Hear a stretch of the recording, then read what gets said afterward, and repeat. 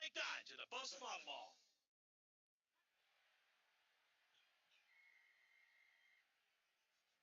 Welcome back, Coach Doherty. Welcome to the show. Thanks for having me. All right, so I talked to Coach Adams yesterday. I said a couple things. Like when I think of Rocklin football, I think of a team that's very physical, a team that doesn't back down, a team that is well coached, and they play very hard defense, and they play from start to finish.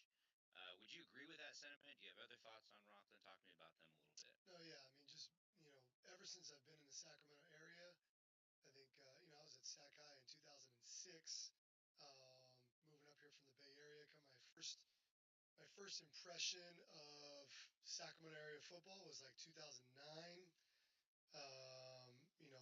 Watching the semifinal games, watching Folsom and Del Oro in 2009. Del Oro beat Folsom in a crazy comeback, and then Rocklin Grant that same the next night or whatever. Just watching Rocklin play, and it was just like, holy smokes! Just the physicality with which they play, with the energy, I think is different there than anywhere else. I think it's something that's manufactured. I think it's emphasized. I think it's held accountable. Those guys play, just the energy and the effort is on a different level, just physically.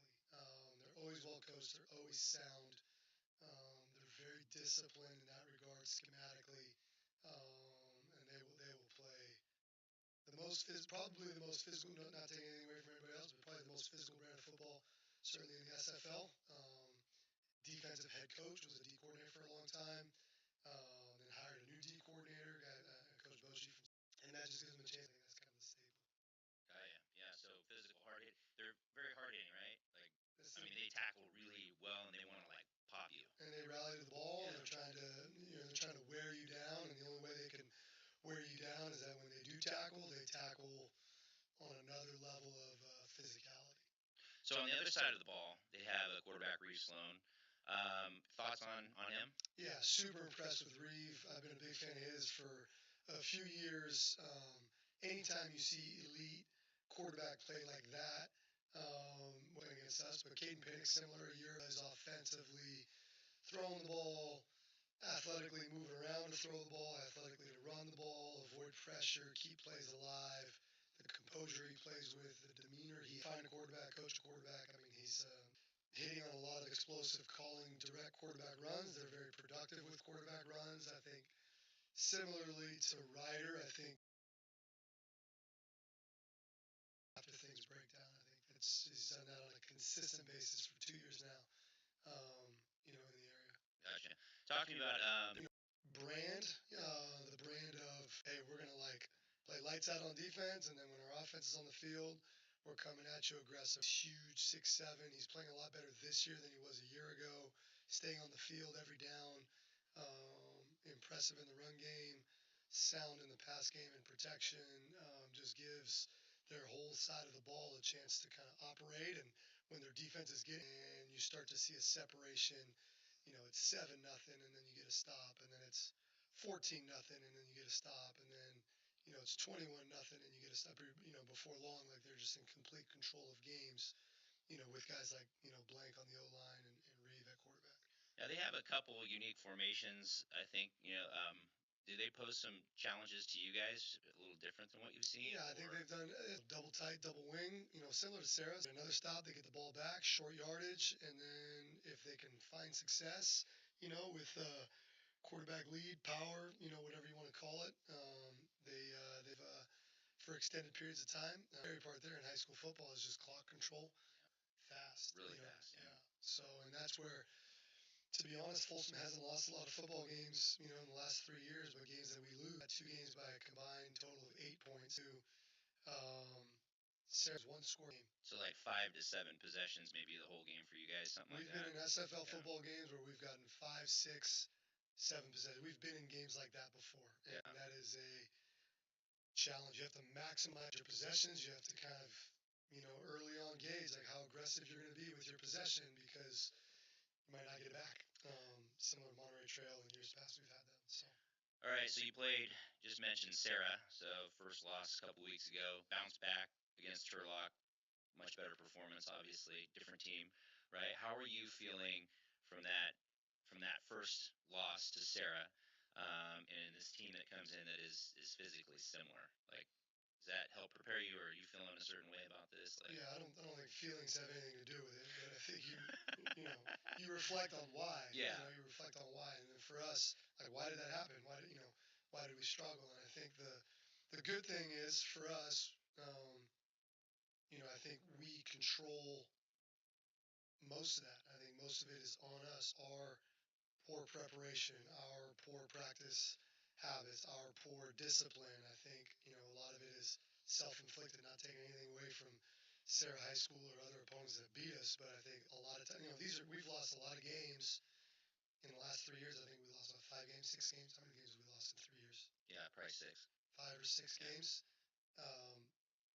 And I think all of those are to make those fixes. So whether we play, the caliber of opponent we played in week one versus, we don't compare that to the caliber of opponent we played last week. Turlock's a really, really good program, 3 levels, perennial playoff team, semifinal playoff team in Division One.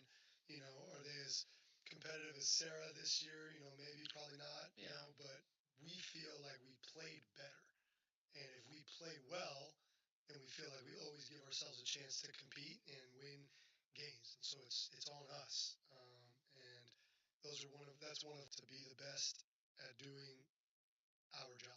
How Right. we play, how we execute, what's our assignment. And if we can execute on our front, we can be the better team at doing that. Then 113, I think, was it 13 at halftime, right? And then no scores in the second half. I mean, what do you attribute that to? Like, away from our team, but it was ruling scramble, toss back. So it wasn't really just a reflection battle and struggle in the first half. And I think self-inflicted wounds are penalties, pre-snap penalties, undisciplined penalties. And when you're playing a team of that caliber, you can't afford to start the game on a 15-yard penalty. You can't afford to start the half on pre-snap penalties. You just can't afford to do that. We're not good enough. I think that's where our kids are learning. Like, as much success as we had a year ago, we won a state championship. We feel great about that. 2 minutes on a crazy 2-minute drill. We won a NorCal championship by 1 score. We won a section championship game and should have won. This team that people think we are or want us to be, that we're 3, 4, 5 scores better than everybody. That's just not us. That's not who we are. We haven't proven that. We haven't delivered on that front. And when we play these competitive teams, I think last year Rocklin game was a close. 1-score game. I think. What was it? I don't remember. It was either 1 or 2 scores. 34-28 or like that. It was 34, close, yeah. 20. I don't know what it was. It always seems like it's a battle with those guys, and so with everybody in the SFL. So defensively, or for you guys offensively, you're obviously heavily involved with all facets, but on the offense, what is it that you see from this year's Rocklin team specifically that concerns you? I think this New Year, same story. They're really, really physical. For us, I think for anybody in football, but for us specifically, we always try to be balanced, and we find success when we can throw the ball and complete passes, and we can run the ball and kind of control the sticks. And when we've struggled to run the ball effectively against these guys or throw the ball effectively against these guys, we've been in negative situations down the distance, 2nd and 10, 3rd and long. I don't think anybody thrives well offensively in any facet again. It's tough because they're coached really well. So when it's an obvious pass situation, then they're dropping 8 into coverage, and like we can't find anybody. You know what I mean? Or when it's an obvious run situation, then they're able to stack the box and fit the gaps, and we're having a hard time running the ball. So I think we have to have positive plays. I think we have to be consistent. I think we have to not shoot ourselves in the foot. We can't be pre-snap penalties or negative down the distance and 3rd and long. And I think whether you're playing Sarah or Rocklin or anybody for that matter, we consistently have not had much success when we are playing that brand of football. So, like, hey, 1st and 10, whether we call a run play or a pass play, it's got to be a positive play. Right. We got to be able to run the ball and get to 2nd and 6, 2nd and 5. We got to be able to throw the ball for a completion and be in 2nd and 4, 2nd and 3. So we take a shot, are we going to throw it again? Are we going to run the ball for a 1st down? That makes it a little bit more of a level playing field when you're playing against a team that's as well coached as Rocklin, where they can't just kind of dial it up and come after you. Right. Yeah. Okay, well, I know you got one day a while ago, and I was aging. I had been working out a lot and getting my body into shape, but I didn't feel like my face was able to match the youthfulness that I was feeling. And so I did some research on some non-surgeons in San Francisco, and I was like, this guy is the guy. And so when I got in there, my goal was to look younger, but I didn't specifically say, hey, do this or do that. I just let Dr. Mabry do his thing. I couldn't be happier with the result, and you can see the transformation that I had. And I'm going to tell you guys, if you're feeling old, just go see Dr. Mabry and say, hey, what can you do to help me look younger, look more youthful and natural? And he will hook you up. Thank you. Appreciate that. Pleasure. Yeah, our pleasure.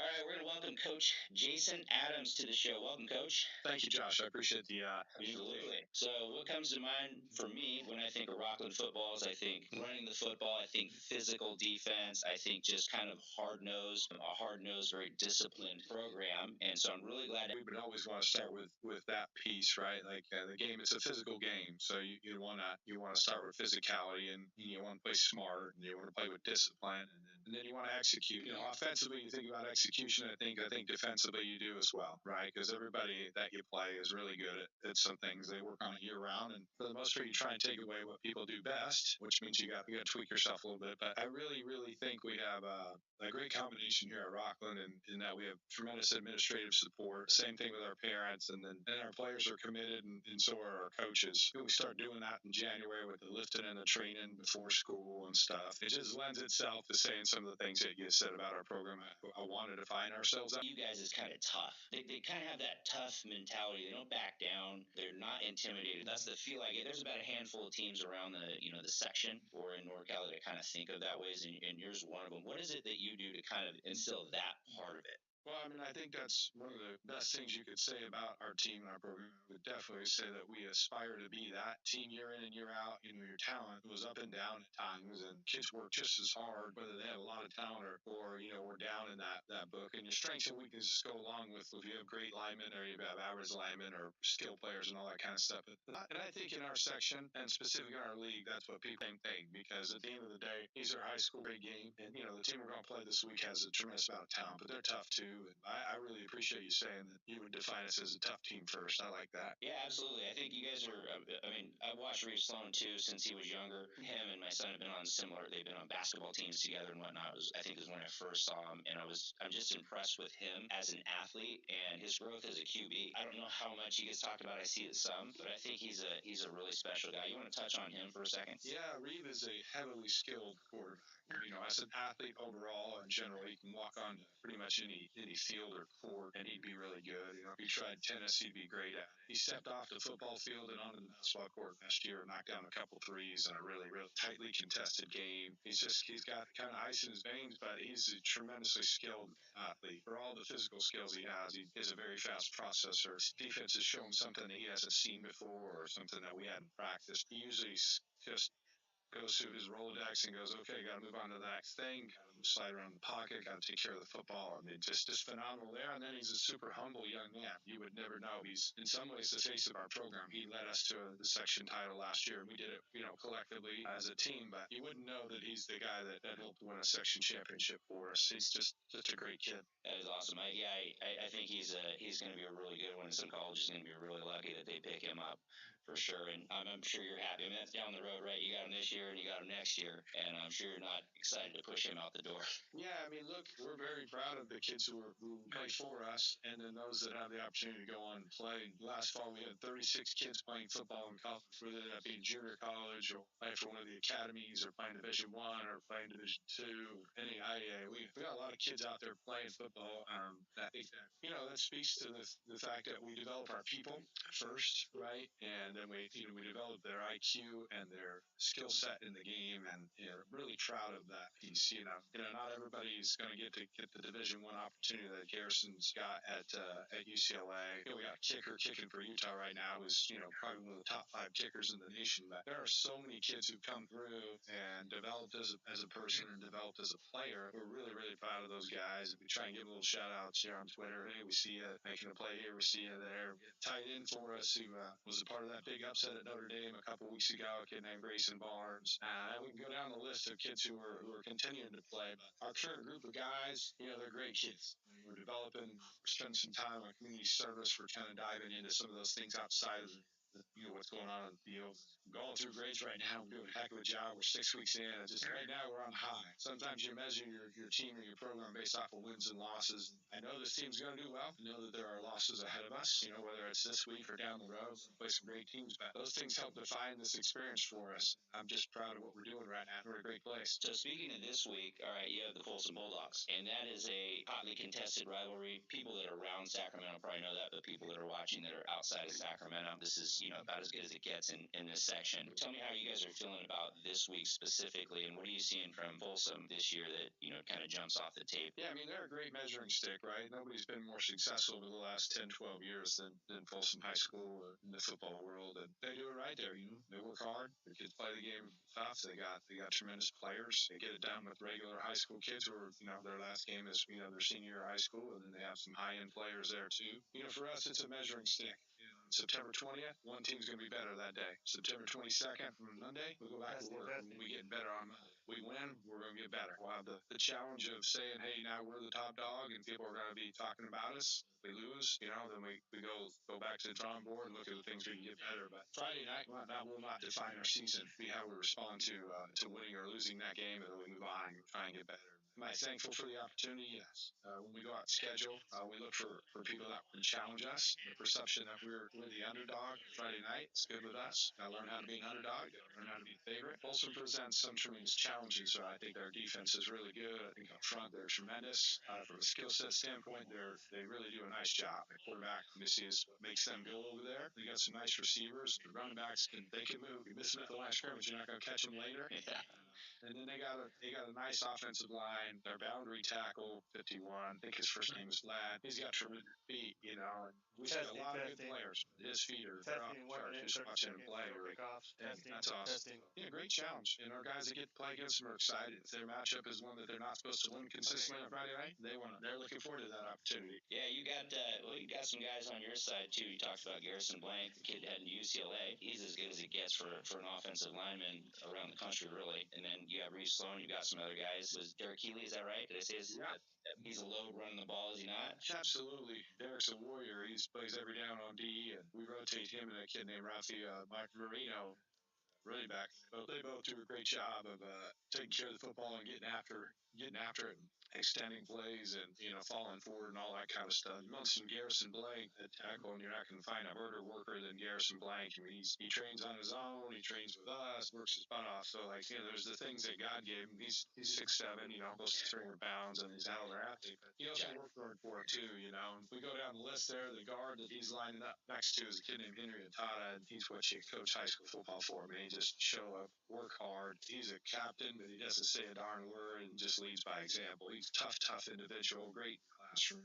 Our center's a kid named Dwight Wynn, who undersized, and most people's last pick on your football team to get him on the field. I got to have this Dwight Wynn kid. We got 2 juniors playing offensive line, one named Mateo Nunez and another kid named Jack Brocock, and those dudes are playing really, really well for 3 starts at the high school level. So we're really excited about what our offensive line's getting done. What are you hoping to find out about your team? Is there any metric you're looking for? Because I can tell you, I've watched Folsom lose a handful of games over the last couple of years, and it seems like the formula is real simple. It's hold the ball for as long as you can, run it, get first down. You're going to have to win on 3rd and 4th down, and then you just got to play good defense and get off the field on 3rd and 4th down. Like, it sounds so simple. It sounds so simple, but it's not that simple. But you guys have your offense a little bit different. You guys have the tight set, and then you guys can go empty. You guys are very multiple, which is different. I think poses a different challenge. Is there any metric that you're looking for from your team as far as this game goes? Yeah, I think just execution. They're coached extremely well, and we're breaking them down right now. And our kids have a pretty good feel for what they're going to try and accomplish and the things that they do.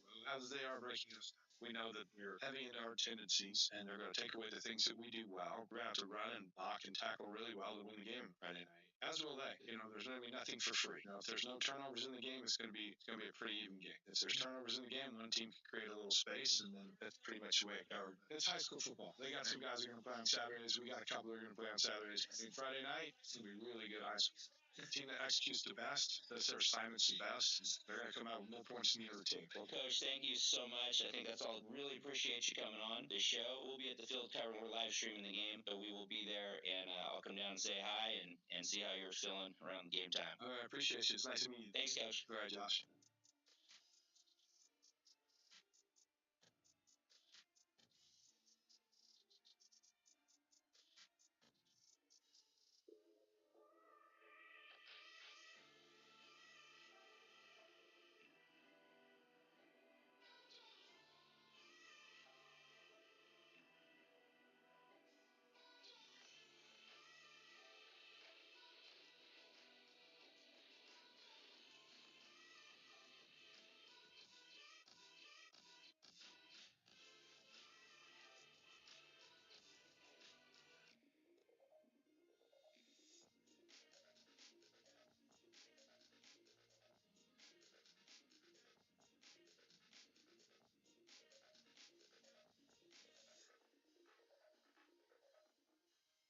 Isn't that Vince Bloom, the big guy? The big guy's back. It is, but I moved to the lake. The big guy's back. I'm the new owner of Folsom Lake Dodge. That means I can make you the biggest deals that I've ever made. So come see me, the big guy, now at Folsom Lake Dodge at the Folsom Hot Mall.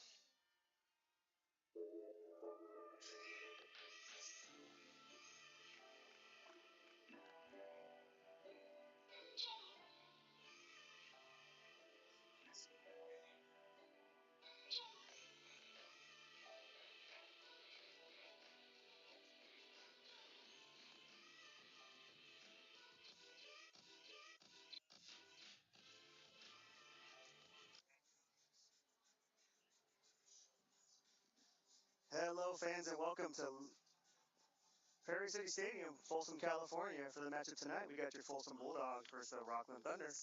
Kind of an exciting matchup tonight. The start of the SFL. Both two exciting teams ready to come in here and make a statement from last season. Going back a little ways, both teams were struggled with COVID. These seniors, they didn't have a midget season. Back then, the Rocklin Thunder took care of the Bulldogs 2-0. Just a stat, which I know other players come in, the teams, other players come in, but that's still a good core of kids throughout the both Bulldogs and the Thunder. Got Carter Jackson back to receive of Zay Williams. Currently don't have a roster for Rocklin, but we'll be getting that shortly.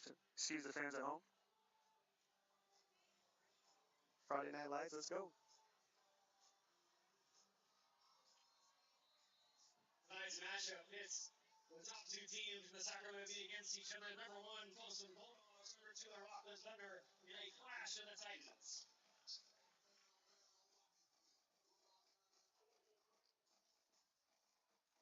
Greg McGarry on the kick. Zay Williams on the reception. He goes up the middle. It's a couple guys miss. He's down the side, and he is brought down by number 20. That is Malachi Kendall, sophomore. Here we go. Folsom gets a good start. Ball be placed around the 40-yard line. Territory. 20 makes a nice play. Zay Williams slips a couple cat tackles there. Goes upfield.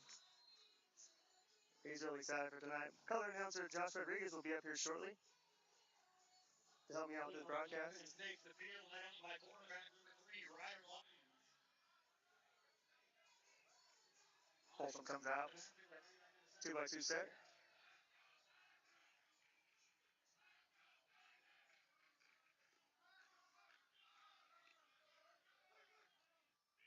Motion to the left side. Penalty flag on the field. Ball start against Folsom. It's a false start against Folsom. I'll back them up a little bit. Pushes the ball back to the 45-yard line.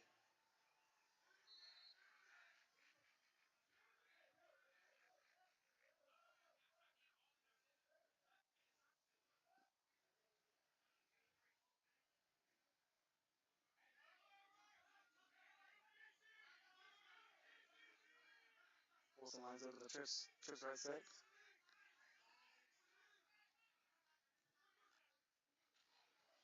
And off left side, Rivera up the middle, makes a couple guys miss. I think he's brought down by number 1, Mickey Cunningham. Excuse me, Alex.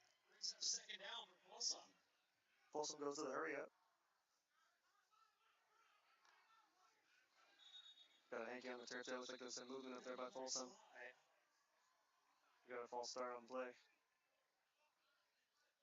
Illegal procedure against Folsom to call, 5-yard penalty.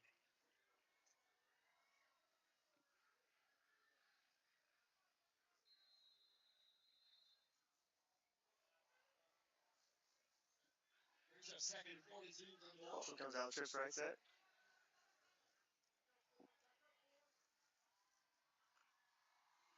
Lions takes the ball left side. Quarterback keeper.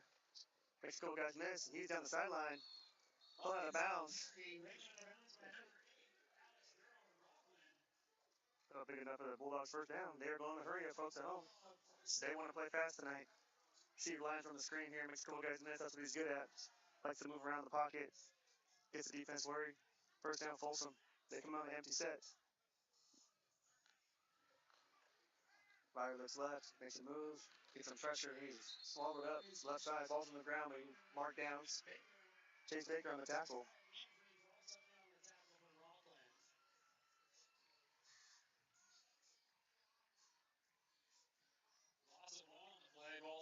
There's second down for the Bulldogs.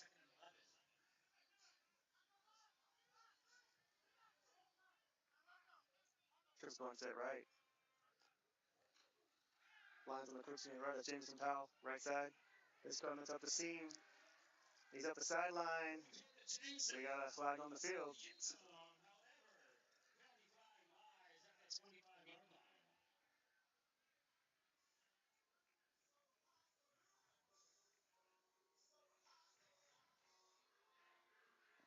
Holding the call against Folsom. 10-yard penalty will reach by second down.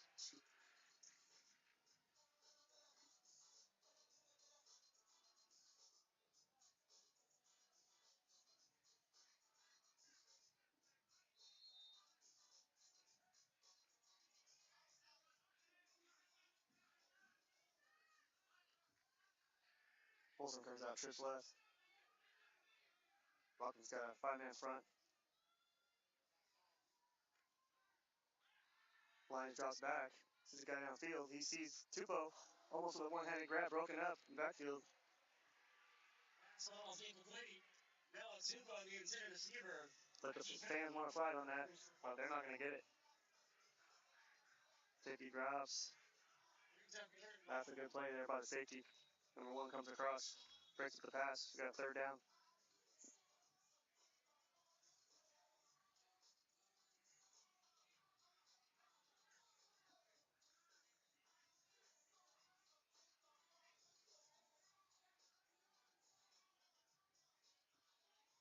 Third long upcoming for the Bulldogs.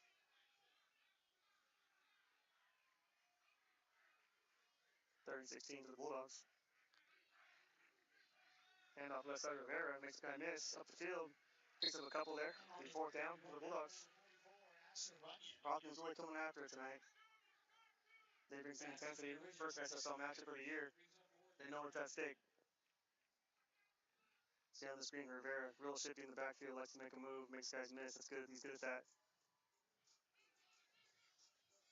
Got about fourth and 12 for the Bulldogs. 10 minutes left. First quarter.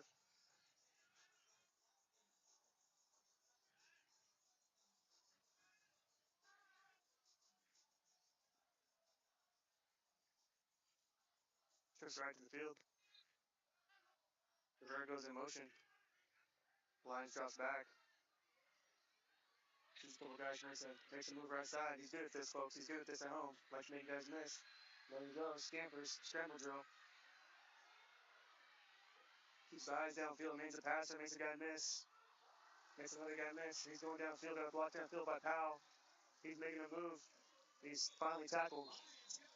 That's a big first down for Folsom there. Rocklin actually has good coverage on the play. Broken play. That's what Lions can do. He makes guys miss. As you can see, the play breaks down. He rolls right. Thunder defense doing a good job there, contain on that, playing zone coverage. He can't find anybody. He makes a move, and he has to do it on his own with his legs. He does that quite often at home. Folks at home come downfield, make a tackle. First down, Folsom, first and goal. Motion left side, that's Carter Jackson up the middle. Carter Jackson will be carried. Derek Kennedy on a tackle from Rocklin.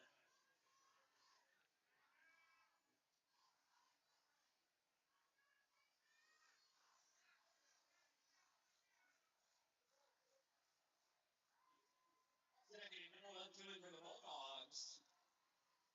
Under 8.5 to play here in the opening quarter.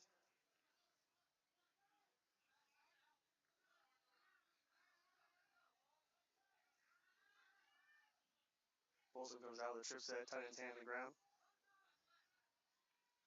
A one-on-one matchup at your top of your screen there.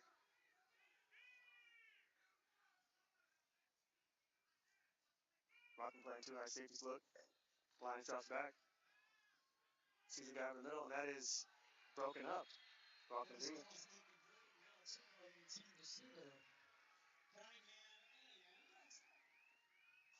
Get third down for the Bulldogs.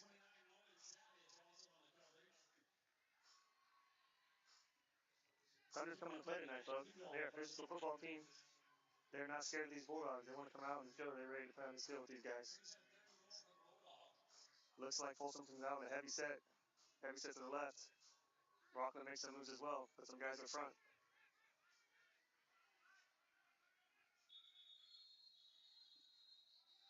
So we got timeout on the field. Well, Thunder. 7 minutes and 57 seconds left in the first quarter.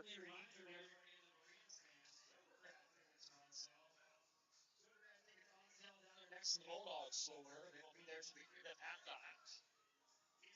Tickets make your way down there if you close up tonight.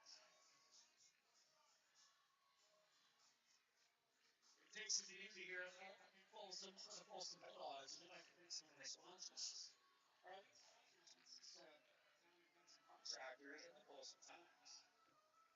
Some products launched on the Folsom News Lodge. Lines are the Onyx. Chick-fil-A, Les Schwab. Also, they help support safety. Seated buses. Country City, Adrian Walker, Jewelry. Other spots on the Hillsville and Summerlin. Massive integration, modern football. First, here's Nick Halloran. Eric's Net Cafe. Ring Real Estate. Roaring Tap and Skincare. Main Real Estate Group. Mill. Green Acres. Both teams come out of the timeout here. Big third down play for both teams here. Set the tone for the game. Thank you. One thing the Bulldogs know now, this isn't going to be easy for them. Rocklin's defense is playing strong here. Folsom comes back to the heavy set left look. Back under action. Third and goal upcoming for Folsom. Quarterback keeper to the left side. Got some pressure there. Ryder hits his sideline. He's in for the touchdown. We got a hanky on the turf. That one might be coming back. That's a hole on the Bulldogs. That one's coming back. It's like Folsom really shooting themselves in the foot here. They got to run some good plays, good penetration up front. They just can't make it. They got to play better ball, play their discipline. Rocklin's bringing the pressure. Probably the most pressure they've seen this season. They'll have to adjust at that. Got a hold on the Bulldogs. They'll bring them back 5. Third and goal from the 16-yard line.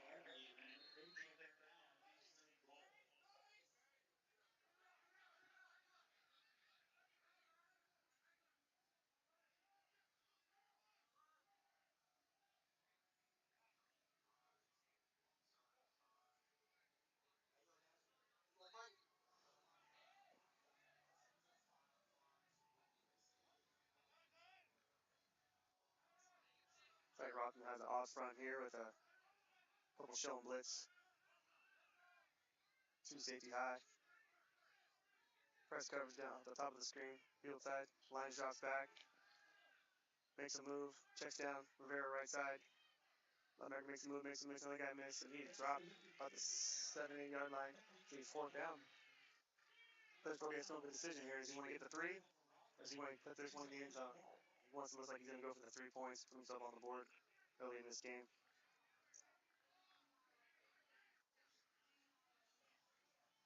In these SSL games, you never know what's going to happen at the end of the game. You got to get the most points, get them early, control the clock.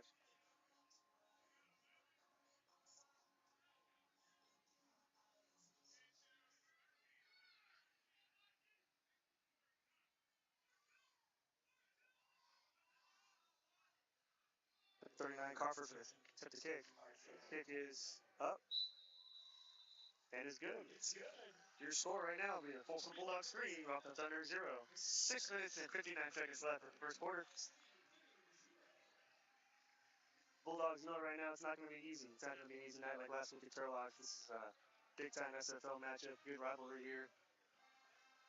Rocky's got some guys who can bang.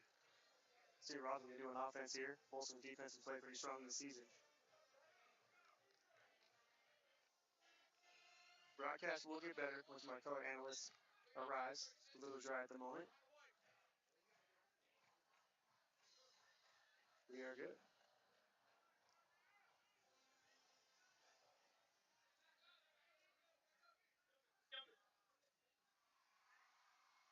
Harvard tees it up for the Bulldogs. Back deep. Rocklin presented. Owen DeSalvo and number 2, Matthew Marino.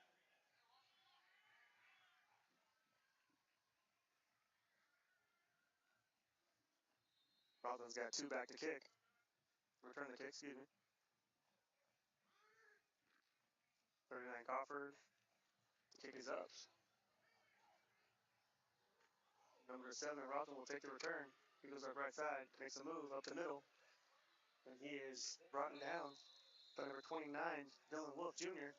DeSalvo return. It's like they will get the ball around the 15-yard line. First down for the Thunder. Let's see what they come out here with.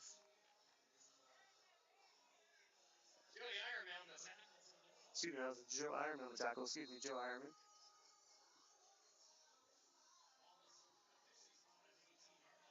Folsom's defense knows their stake here. Rockland's got a pretty good guy there behind center. Be playing at the next level for sure. They got to be careful here. Don't let this guy get loose. Rockland comes out with a 2x2 set. Folsom playing 2 safeties high. They got an even front. Receiver in motion to the left. Quarterback drops back, makes a punt move. He's flushed out of the pocket. He's looking downfield, looking for guys. Folsom's playing the zone. Quarterback looks like he's going to keep it. Pick up a couple. Sloan keeps him strong. Chasing around. Sloan does a really good job staying in the pocket, remaining a passer. He knows what's at stake here. He doesn't want to make early turnovers. He wants to make sure that we're having manageable second downs. Don't make bonehead decisions off the bat. Come up. Now he's in a 2nd and 5 instead of a 2nd and 12. Smart play there by him. Got a 2nd and 5. Folsom comes out with an even front. 2 safety high set. Got a handoff left side. Finds a little lane. Cuts to the right. That ball's on the ground. And it appears to be recovered. We got a flag on the play. Let's see what they get here. Recovered by the Bulldogs. We got a flag on the play. I don't know if that's before the ball drops or after. We'll find out.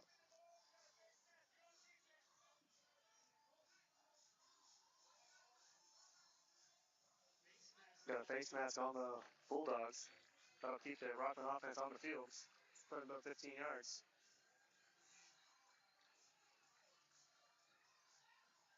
That's kind of a rarity for Folsom. They're used to having a very disciplined defense. Coach Ersick just came in this season after taking a year off as the head coach down south. He preaches discipline. He's not happy about that call right there. That's something that he is not proud of. He takes that stuff very serious. Put his guys in a situation. 2nd and short for Rocklin. And it looks like they're going to spot it for a first down. First down for the Thunder.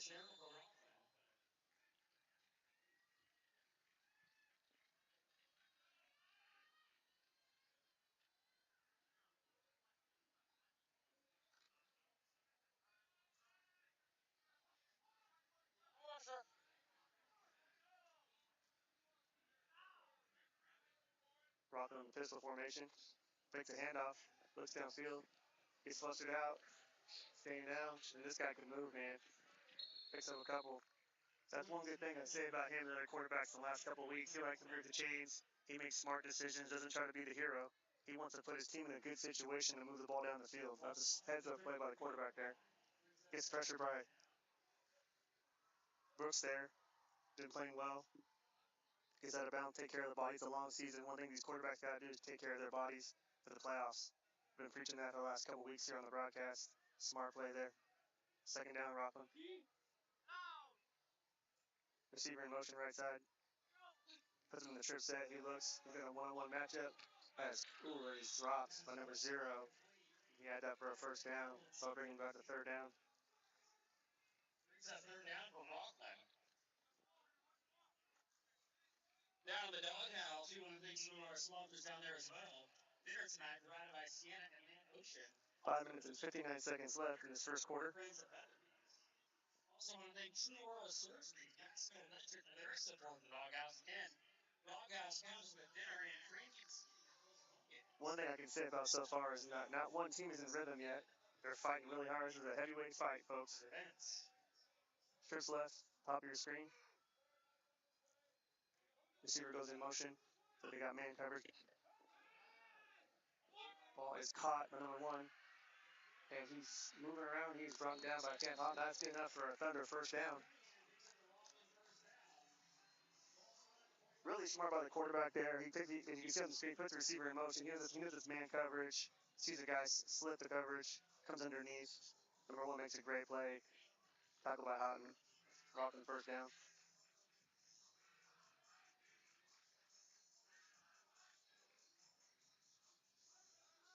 Folsom stays in the even front here. 2 safety high set. Rocklin in the pistol formation. H back up in the front. Quarterback gives up the middle, number 5, left side.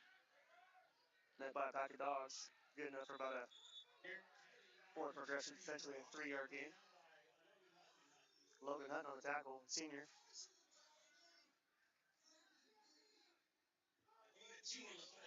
His second down for Rocklin. As Rocklin gets into Folsom territory, their main thing here is, they're not worried about the big play. They just want to move the chains, keep getting down the field, make Folsom make decisions.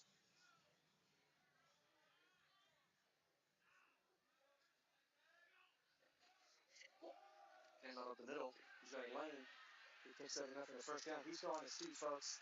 He is going, and it looks like he is going to score. That is a Rocklin touchdown, number 5. That is Derek Seeley on the play with a hard run up the middle. Set that up.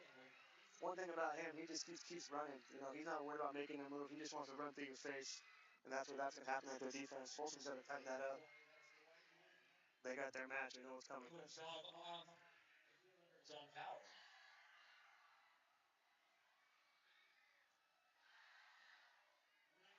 Jacob Winter out to take the extra point. But Jacob Winter on the kick there.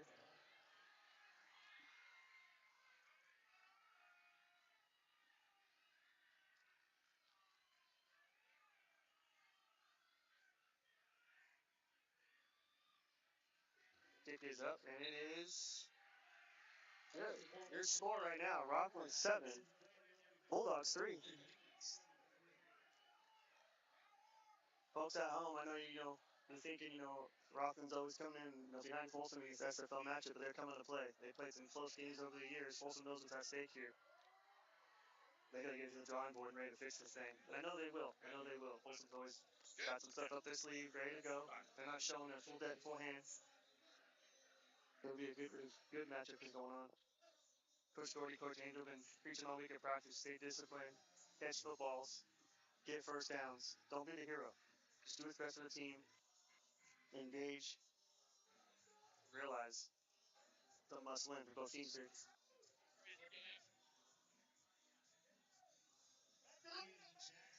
Carter Jackson back to receive along with Zay Williams.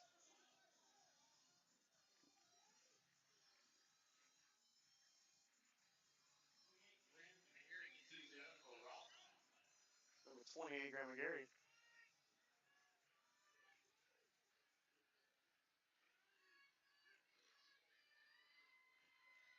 is up. It'll be a short kick, fielded up. We got a flag, timeout on the field, flag on the play. I'm guessing that's going to be some movement up front by the Thunder. Penalty flag kickoff.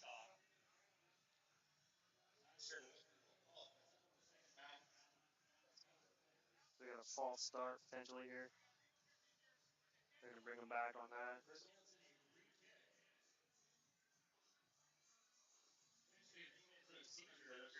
The bounce rule is what we're going to call it.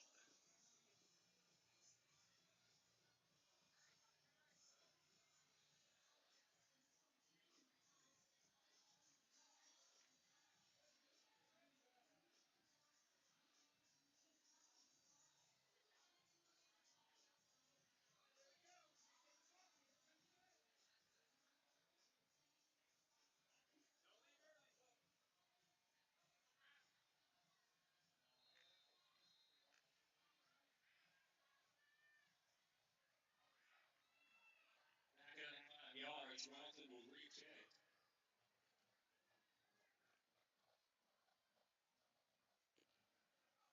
Kick on the ground again. That's going to be fielded by Zay Williams. Goes left side, finds a guy, finds some blocking.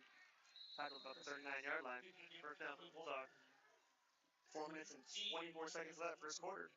Let's see what the offensive staff has drawn up here. Ball officially spotted at the 39-yard line. The Bulldogs take over. First and 10, now trailing 7-3.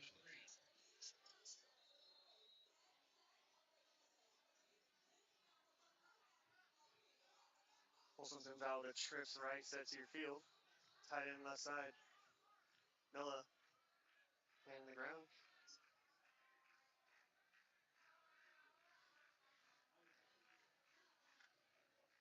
Lines looks right.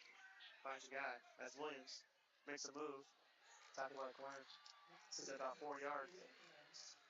One thing Rocklin's really doing, they don't want to get feet deep. They're keeping guys in front. Playing a little soft coverage. They don't want to get beat by the deep ball. Or if the line's able to make a move, they don't want to let him throw the ball down the field, which he's really good at. He's explosive at. So the Rocklin's doing a good job there, just keeping everybody in front of them. Second down. The Bulldogs. Check down over here to the left side to Powell. He makes a guy miss. He makes a move. He gets pushed forward. Spears behind him, he's got enough for the first. That's the first down for the Bulldogs. That's one thing about Jameson Powell. He's a playmaker. He likes to make guys miss. You check the ball down to that guy, he's going to get you at least 5. First down for the Bulldogs. Rockman's showing a lot of blitz out here. Bailing guys. Likes to mix up the defense. Handoff with the middle of Rivera, 7. He makes a guy miss. And he is tackled by the ankles. Enough for the Bulldogs' first down.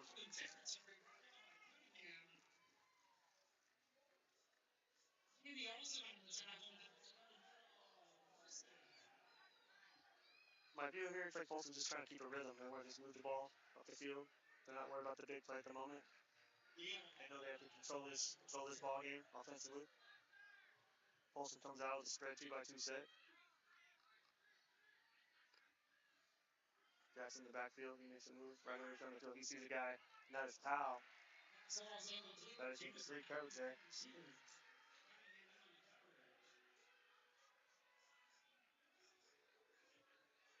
Look on the replay here. You just seen those guys' comments. Second down, Bulldogs. Folsom's taking time here. They're not trying to be too quick. They want to see what the defense is showing, see the tendencies.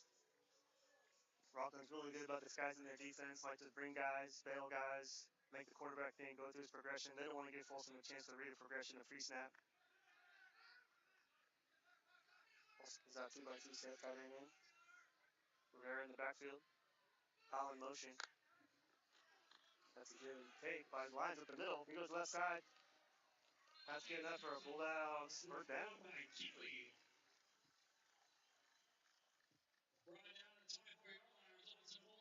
I have to say, Lions is really good at that, selling that.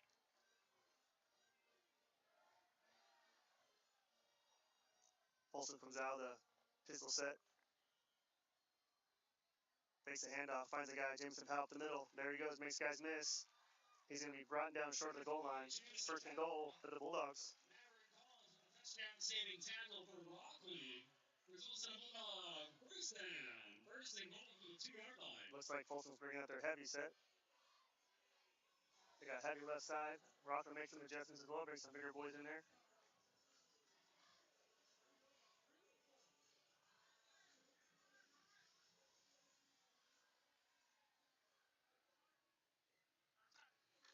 Front of the line goes left behind the big boys, and he pushes, and that is in for the Bulldogs. Touchdowns. He does it again, folks. He's the one guy, he wants the game on his shoulders. He knows what's going on here. He knows what kind of game it's going to be. He says, give me the ball. We get behind these big boys. I'm going to rally in for my guys. Ironman there with the helmet off. He doesn't care. He wants to push some guys around. That's good enough for the Bulldogs touchdown. Bulldogs on the extra point here.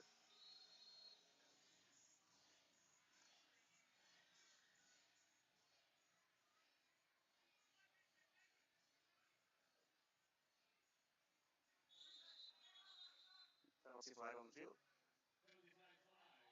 We got a false start on the Bulldogs. We're bringing us back 5.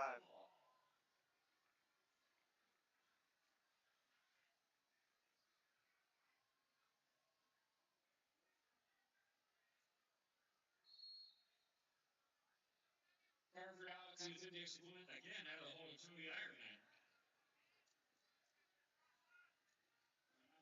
It's 45-yard attempt.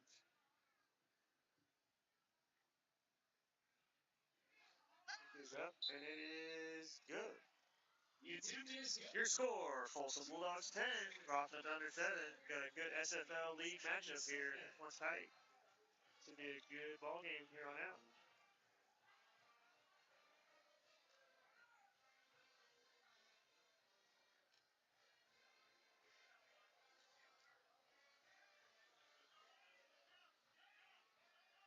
That's what happened last drive. Rocklin coming, ran that ball up the middle.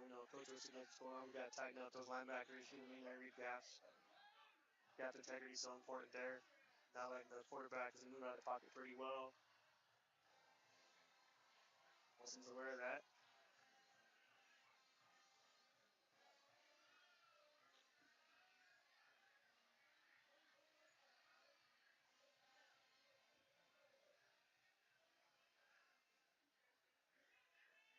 That's the dog pack out tonight. Also like the home game for the Thunder. They got their loud crowd out there on the other side of the field. Not a far drive. Some back rows. They're right here. Kick is up. Robin got it. He goes up the middle. Finds a couple in. He squeezes through. Keeps going on his feet. Brought down. Goes 34. Hayden Gladney, senior. Let's see what Rocklin has drawn up here. Doing a pretty good job so far running the ball. Big guys miss. Folsom defense got tightened up a little bit. See how they do.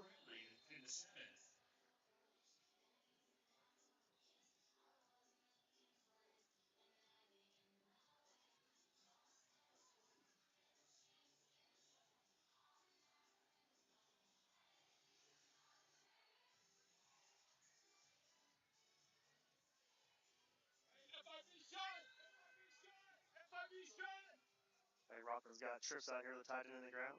Single back formation. Good club, sir. Good club, sir. They make a shift over. Take a 2x2. Quarterback gives left side. Chased down by Theo Growley in the backfield, and he's met by Theo. Goes unblocked. No game on the play.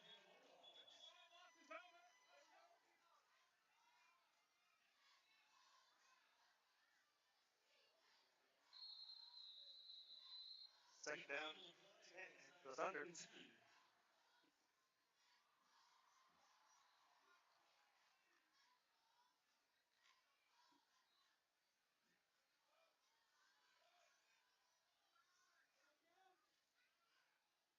pass. Got stacked on the top of your screen. Stacked at the top of your screen. We got a guy in motion.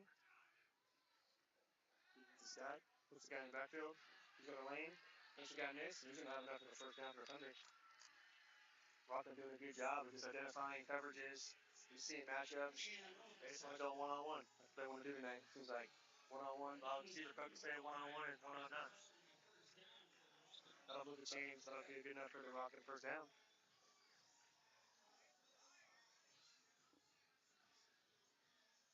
Rocklin doesn't seem too urgent out here. They're doing a good job just controlling chain movement, controlling clock, getting positive yardage.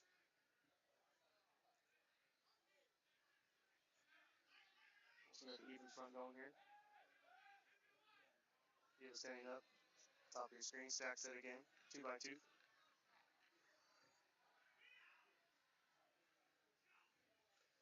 Handoff right side. He's met by Go Bulldogs. Picks up a few. Blueberry. Brought down by Riley around over the mile. I think what Rocklin's doing right now, they're having manageable second down. That's important for them. Give them the short down and distance is important. That'll be the end of the first quarter, folks. Bulldogs up 10, Rockland Thunder 7. Got an exciting matchup today. Just a reminder that down at the North End Stadium this week on Grandstand, J-Dot and is also announcing a ticket sale of those areas. You'll be the Let's get a word from our sponsors. It's a great time to head on down and grab some Bulldog gear or grab this.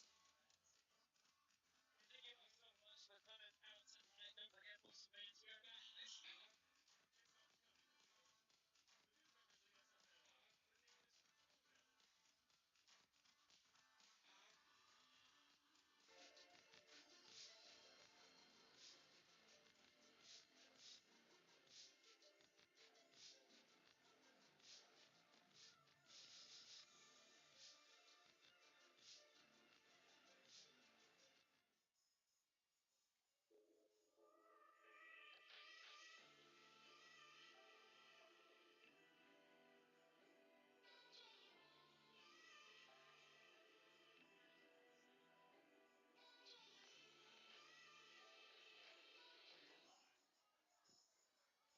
For the second quarter here, we got Rocklin coming out with a pistol formation.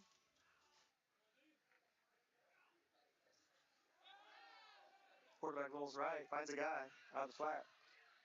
Met. See if they spot this ball here. Looks like he's got enough for the first down. Clock is still running.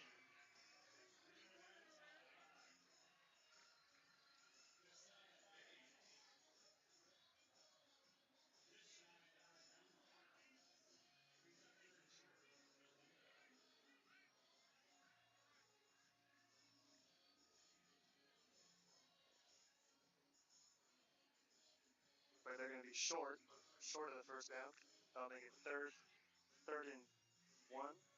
Third and one for the Thunder.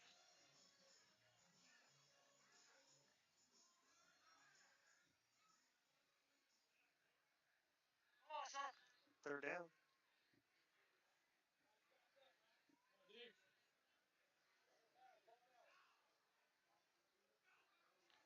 Handoff up the middle. He's met. And looks like he's going to have enough to get a Thunder third down.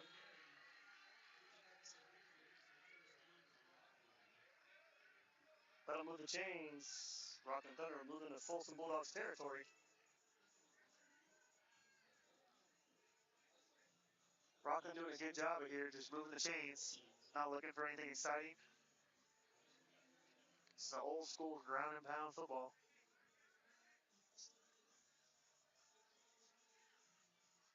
First down for the Thunder.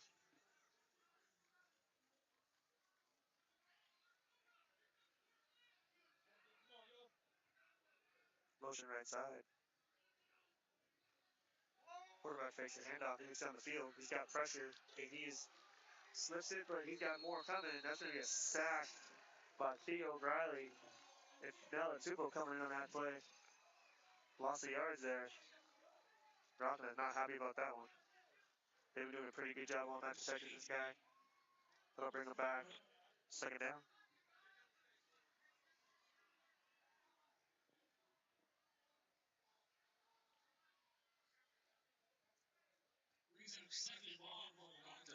The replay here, quarterback drops back, sees the guys get pressured by Nella, wraps him up, grabs his ankles, holds on tight, and here comes the cavalry. Brings him down for a loss. Second down, Rocklin. Go to the empty set here, quad. Quick screen right side. It is tipped and caught by number 4. left side. Cunningham lands it just tonight. Andrew's hands are up in the grass. Number 6, Logan Hutton on tackle. They'll give him a couple. Bottom of the tackle. They go to the quad set, hit him in the flat on the quick screen. Goes off his left hand, picks it up by 4. Heads up play, over committing there, makes the tackle. 3rd and long for Rocklin.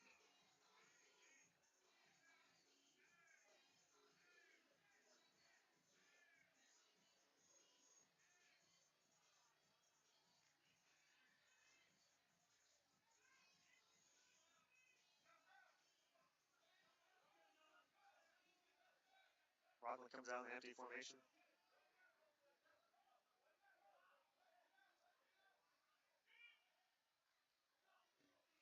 Quarterback drops back. Sees the guy down the seam. He has a catch. And he is close to the first down. I don't know if he's going to have enough here. It's like he's going to spot about 4th and 1. Let's see what they do to spot this ball. Yeah, he is short of the chains, short of the first down marker. Put a bullet down the pipe there. Bam, catches that one. Makes the guy miss. He keeps going. Heads up play by Cam Otten, bringing him back. They got to realize here, down and distance is so important to recognize that as an offensive player. You got to know what's going on there. 4th and short here. See if Rocklin tries to draw Folsom off sides. They're going to hurry up. They're going quick.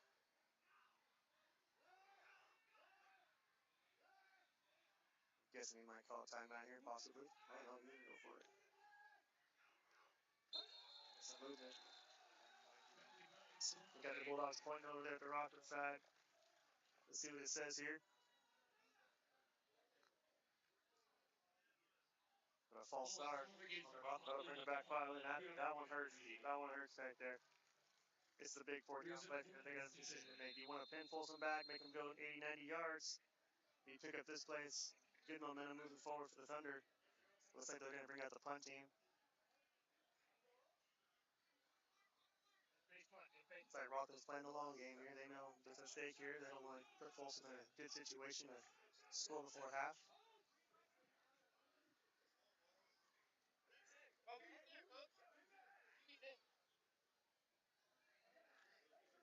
out here in the shift right set. Single back in the backfield. We got a timeout on the field. Taken by Folsom. That is taken by the Bulldogs. Score now is 10-7. Bulldogs in the lead with 7 minutes and 9 seconds left in the first half. Got a heavyweight fight here. Nothing too explosive to talk about. Both teams know they just want to control the clock. They want to control the movement of the chains, make smart decisions. I think whoever wins this football game is going to have to win the turnover battle. That's going to be the most important thing here. That's what it seems like so far in this game. Whatever team makes the most mistakes is going to have the L at the end of the day. Don't want to give each other explosive plays on the field. Both defenses are doing a good job of keeping the offense in front of them. They don't want to allow the big play as well.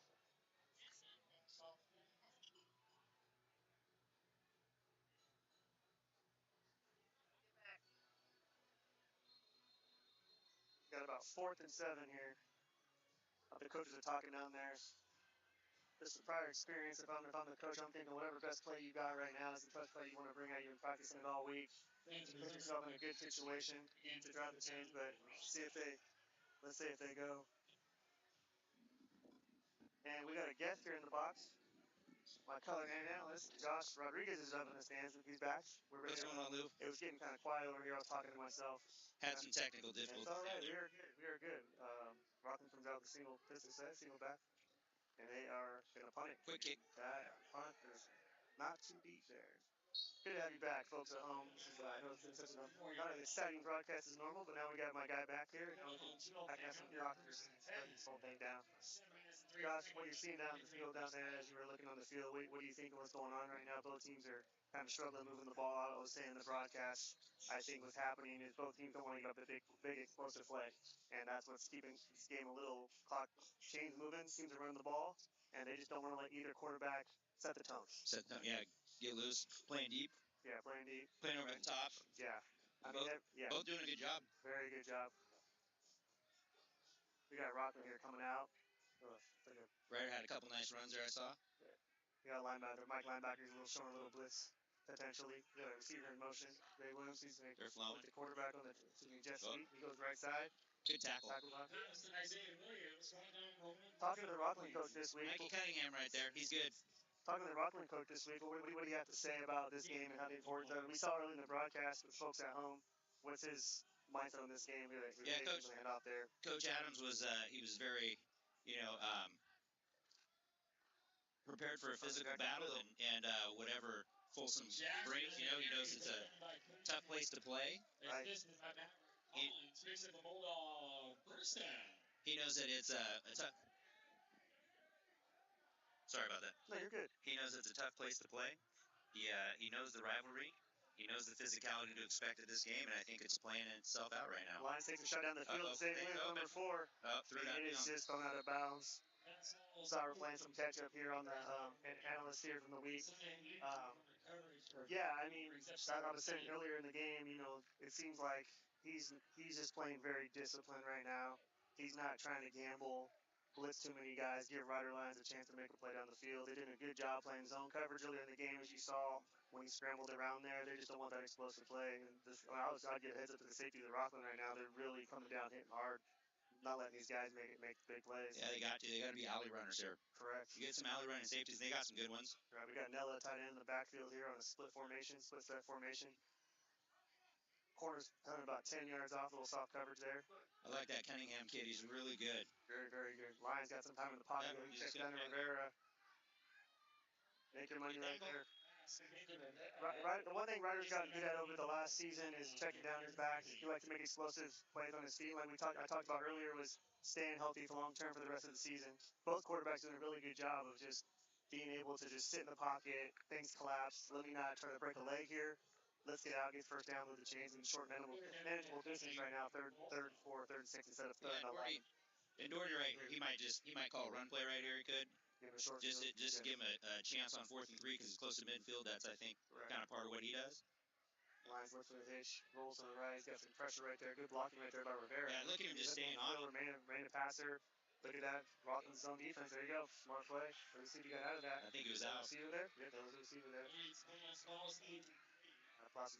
see what he's done for him. 7. Rivera. Brings up 4th down. They're going to call that incomplete. Yeah, there he goes. Stays in the pocket. He drifts to the right-hand side. Guys are playing back. They don't want to go for that big play. Linebacker plays really good. Look at that coverage downfield. Very nice. See that coverage downfield? Great coverage. They know. They'll take the 1st and 10 over the touchdown. Yep, those guys are just being patient. Correct. Here we are. We got a 4th and 3. 4th and 7. Sorry, 4th and 6. Folsom tries the hard count here. Yep. Since quick kick. Yeah.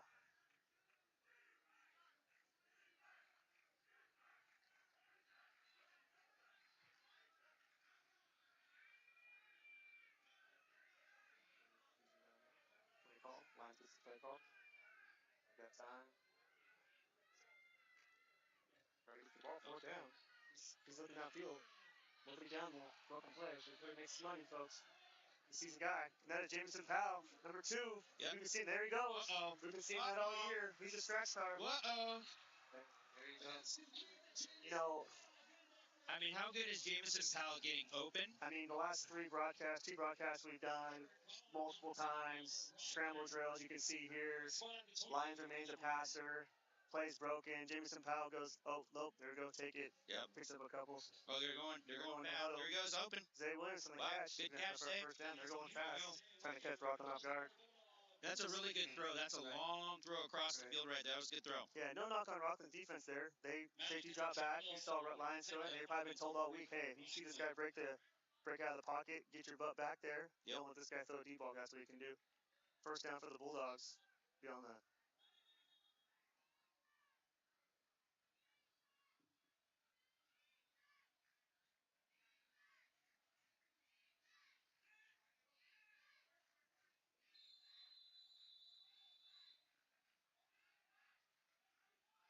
Make a substitution with Howe. Put in Joseph Ironman in the slot. Handoff right side. Carter Jackson. You don't want to give him a lane. Jackson Take it down, met up, about Thunder deep. Slow down, man, 44. If you're going to slow Carter Jackson down, you got to get him in the backfield. Gotta You get him have to early. change him in the backfield. That's exactly what they did right there. Yeah, you don't want to let him run downhill. Nope. He gets speed. He's Gone. that's why University of Nevada, Reno wants a guy like that. In the next level, they know once he hits a lane, it's a home run. Rocklin doing a good job there. Gap integrity is very important. They know the second this guy slips the gap, he's gonna go for a home run. You got second down. see, Got a penalty flag. that EJ in the slot, number 83. Correct. Is that right? Correct. Brings Got a that false back start. flag. Going back for the Wolf. False start against Folsom, 5-yard penalty. Brings up second and 13. Yeah, EJ Coleman brought up from the JV to number 83.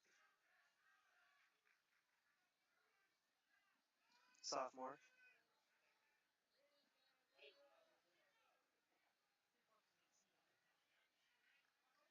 Folsom comes out with a spread formation. Second and 13, 3 minutes and 52 seconds left. Lions drops back. Sees a guy, and that's Rivera making a guy miss. Little Texas route. Thunder there, third down. Manageable down. They call that a Texas route, an angle route. Yeah, angle route there. They want to just keep ball moving forward, nothing too big. So they know right now. They know right now, you give us 53 points. About third and 3. They don't want to give Rocklin too much time going into the halftime here. It's like Folsom comes out in a heavy set, jumbo set. Carter Jackson in the backfield.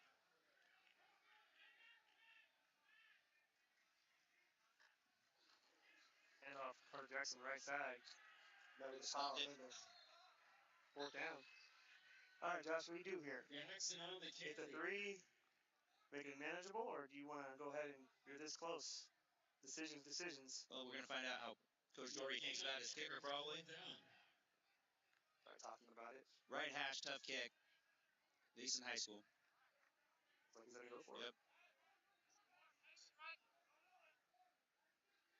Try to draw him off sides here. Yeah. Call a timeout and call a play. Let's see what they do. He likes the Lions like the line. He might go. Oh, he likes it. He's going to take it, and he push. Oh, he gets he slips through. Touchdown. Bulldogs. All those front squats is what Coach Dory would say. Hit that weight room. That's what he can do. Push that pile forward. Let's see. He's got here. He actually gets clogged. Just fights. He got through pretty clean. Cool. Yeah. You can't just try to arm tackle him. No, you can't do that. Those guys, it seems like we got this guy. I'm just going to pull him down like any other quarterback. No. The last couple weeks they played. You're not going to pull that guy down. He's strong. 39 here, 39. Freaking Carfer on the kick here. Extra point. Kick is up, and it is. It is good. Your score right now: Folsom 17, Rocklin 7. 2 minutes 24 seconds left in the first half. All right, Josh. Rocklin's coming out. They got a pretty good guy. They got a couple of good guys going to college up front. I mean, one guy's going to UCLA, I believe, and then the quarterback being heavily recruited. Absolutely. 2 minutes and 24 seconds left. Let's see what this guy's made of. He's having a pretty good game so far. Tell you what, I've watched Reeve Sloan as an athlete. I've watched him as an athlete since he was, I think, 7th, 8th grade. And he's an impressive basketball player. Really good quarterback. Very explosive. His feet. I mean, you've seen some of it tonight. Like he's very much the part. Yeah, absolutely. I mean, this guy's making guys miss, and he's making smart decisions. That's the most important thing I'm seeing. He's just able to go down the field, not turn the ball over. He knows I don't want to sit there and try to take chances because Folsom will just put the dagger in the heart quick if that's what you're going to do. And hey, it's still 10 point. Folsom got a 10-point lead. Get the ball here, score some points, make it a ball game. And Reeve is similar to Lyons in that if play breaks down, he can extend it with his legs. He remains a passer really well. So he keeps a lot of those drives alive when he's off script. Ball return right side. Clean. He had a lane. Wow. Looks like he's tripped up by number 5 there. Number 5 just had a flag. Flag on the field. Flag on the field. That's what we got here. Penalty flag does fly. Looks like 15. Looks like the 15-yard variety. Personal foul on the Bulldogs. Wow. Personal foul against Folsom. I get a replay. I don't see anything. No, can't replay those. Yeah. You don't get paid the big bucks like the National Football League. No. Well, that'll move Rocklin up close to Folsom Bulldog territory. Got 2 minutes and 19 seconds left. Plenty of time for Rocklin to get back in this game right now. And I think the Rocklin coach is doing a good job. He's not not really trying to put the ball and take chances. He just wants to control this situation, get his quarterback into a rhythm, and be able to just to move the chains and get first downs. And he's done a good job all night of that. They just came short a couple times. First down, Rocklin. Just the formation. Handoff middle. Breaks the time left side. Followed up. No gain. Maybe gain of 1, no? Nope. Not even. Yeah, Folsom was right. I think at the beginning of the game, they didn't really know. They knew what kind of game this was going to be, but they probably thought this quarterback was going to be moving around, throwing the ball down the field, and the D line. Now they're ready for the challenge. They said, "Hey, all right, it's going to be a fight the rest of the game. They're challenging the front four." The formula to beat Folsom is have the ball for a long time. Correct. Don't let the offense on. Make the most of your possessions. Both We know teams, that. really, right? I mean, you don't want either quarterback having the ball. That's the main thing. Second down, Rocklin back in motion, left side. Quarterback drops back. He takes a shot down the field, and that is incomplete. Broken his coverage there. Number 8, Rodriguez. He's been having a good season right now. We haven't really been talking about the corners too much because they've been playing so well this season. They've been playing great coverage, and Rocklin probably seen that ready to take a shot. Great job by Rodriguez right there. Great coverage right there. Got bailed back. He felt the one-on-one. He knew it was coming. Smart play there. Yeah, I've been impressed with the secondary. Oh, yeah, I mean, absolutely. They've been great. I mean, a couple of broken plays I think they've let up. But besides that, like I've talked about last couple of broadcasts, you always only give credit where credit's due. You don't call some names on defense once in a while, usually because they're usually having good coverage on the receiver and the quarterback's not throwing the ball. Third down for the Thunder. Back in motion on the quad set. He's looking for the screen. Flushes out of the pocket. He is fast. He's looking downfield, remains a passer, and that ball is nearly intercepted by Nate Rodriguez again. He says, nope, not in my house. Yep. Darren Hodson over there with the help. That's going to be a great play on the D right there. That's a good play. Hey, the thing about the defense right here, they see this in practice. They have a guy in practice that does this right here. All the time. So they're used to this, Look at Reeves' speed. Look at him separate, though. See how fast he is? He's very explosive. Yes, makes a play on the run here. Look, Yeah. Here's a He reminds me a little bit of Caden Pennick from last year. Yeah. Del Oro, who is probably, one of the top quarterbacks I've seen in high school in quite some time. And I think he was a bit under-recruited. I think it's just because of his size, but three-sport athlete. That guy was amazing. And Reeve kind of reminds me of him. Yeah. I'm guessing they're going to punt here. Come out in a trips, looks like a trips formation. Make a move. We got a timeout on the field. Now there's a Rocklin timeout. Maybe they're thinking about something. Maybe they're thinking about going for this one and see something in the defense. We'll see what goes. See what Coach Ursic likes here and call something up. You got a minute 27. You trust your defense. You play defense. Yeah. I think is the smart play here. You're down two scores, but that's not a lot. Correct. It's second quarter, late second quarter. You go into half like this. You get the ball back. Yeah. So we're just playing numbers. I don't think you want to do anything hasty and try to do something tricky here and then give them field position, let them get another score on the board. I don't think that's the play. The thing here too. You take it to Jamison Powell. He's explosive. He comes out. He makes a big gain. I'm sure they're talking. Hey, let's put the ball maybe on the ground somewhere, or kick it in the back of the end zone. We'll see what he can do here. Is that Reeve out there? Number 3? I'm not sure. Yeah, that's him. Is that him right there? They're gonna go for this. I wonder if he's gonna quick kick.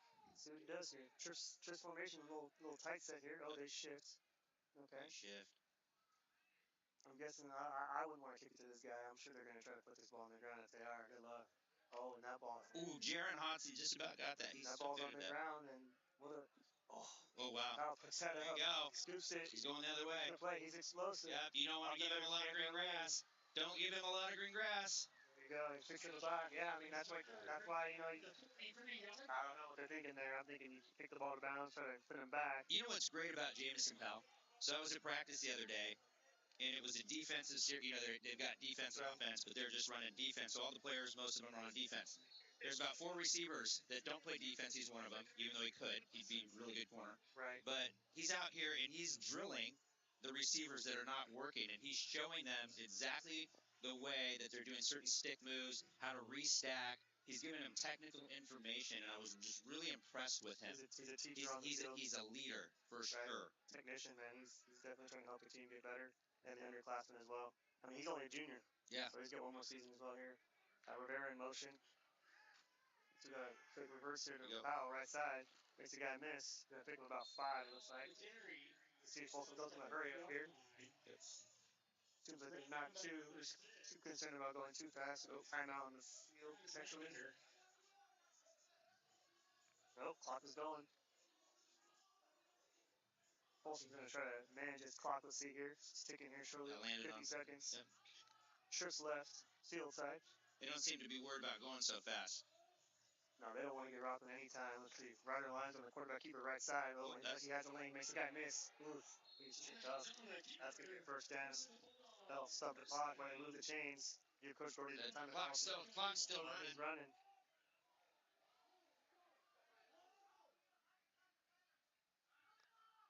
Lions drops back. Sees the guy. Looking, stays the passer. Checks down Rivera. Get outside. Move there. He is fast. He hits the sideline. Knocked out of bounds. Going to Rocklin. 19 seconds left. Looks like Folsom's trying to put this one away early if they can get in the end zone. Tell you what, Rivera's gotten a lot more explosive the last couple of years. He's got some long speed now where he didn't have that before when he was a little bit younger. Yeah, I always say, on the players in high school, there's good players and there's playmakers. And there's guys who are really good possession receivers, chain movers, and there's guys like this where he might not be the biggest, strongest, but he makes plays, and that's why Ryder Lyons checks down and gets the Bulldogs first down. Here you go. Do your thing, right? Lions drops back. Looking downfield, sees a guy. And that ball snagged up. Wow, who was that? That's number Robbie Larson. Sophomore Larson. Super sophomore. Super sophomore. Oh, man. He's amazing. He's got great hands. He's getting better every game. He's what about There calls a Bulldog timeout. He's about 6'3", 185, 190. Yeah, very huge catch radius. Correct. Yeah, this guy, like you said, he stays patient, runs his route. The play here in the first down. Goes back and snags that. Wow, that's called hands. Look at those hands. Hands team. Yep. Coach Doherty's going to sit down on film this week and give him a bone on his helmet. Yep. College coaches, you guys that are watching, you see that play, give him a call. Yeah, give that guy. That's Rob Larson. He's a hard worker. He's in the weight room, watching film, trying to get better. We haven't called his name too much this season. He's been doing a good job, Oh, yeah. He's been doing a good job. We just got to get separation. That's the best thing. All these receivers, Rocklin too. That's the thing I'm seeing now is just get separation in the defense. But when you're playing zone coverage, sometimes you just got to find the open spot. And sometimes those plays aren't designed, if it's a zone or a man look. But, yeah, good job, Rob Larson right there. So we got 12.4 left on the clock. First and 10. I don't see the timeouts on the board. Yeah, Folsom's just got to be smart here. Make sure you're not, you don't force the ball and force a turnover here. You're going to get, hopefully minimum of 3 points based on, the ball is. We got first and goal for the Bulldogs. They come out in the they come out in the quad set here. Sophomore E.J. Coleman in the game, 83. Look at Larson. On top of the screen, you got a one-on-one matchup up there with the linebacker sitting there. He rolls left on the quarterback keeper. Rocklins there, rider spike. Timeout on the field. 6.6 seconds left. That's their last time out here. What do you do, Josh? Take a shot, quick play in the end zone, or you kick the field goal? Whatever you take a quick shot. I'd probably take a fade ball. I'm probably throwing a fade ball to Nella or to Robbie Larson somewhere. Yeah, you got enough time. Fade. Yeah, you got enough time. Just quick, catch right left, and sling that thing out there. Let's see what Coach Doherty and his staff have chalked up here. I don't get paid to call plays, but I know someone that does who's here. He's down on the sideline, Will Stein of Oregon, the offensive coordinator there. Yeah, he's here looking at he's looking at Lions and the guy from Rocklin. Both great talents, and he knew here he's got two guys that can play Power 5 football. Oh yeah. I'm gonna make the trip on the bye week and see one of the best matchups in California. Not if the best tonight. You got to remember also Sugar Bear. Oh yeah. Josiah Sharma. So he's still sitting out from a transfer. Once Oregon commit, now committed to Texas. Right.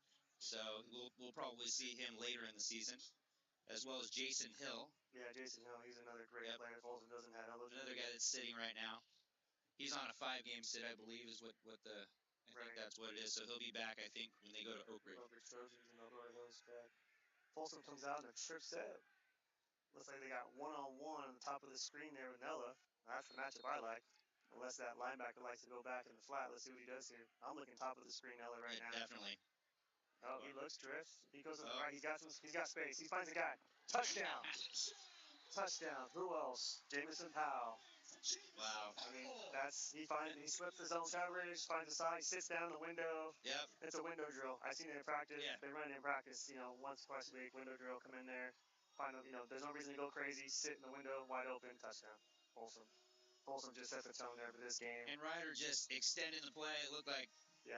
and then he tucks it like he's going to run for just a half second, opens Right. up the throw because you have to respect the run. Yeah, smart play there. I Yeah. mean, he liked the matchup with Nello over there. He just knew it was the coverage was a little bit too good for his liking. Yep.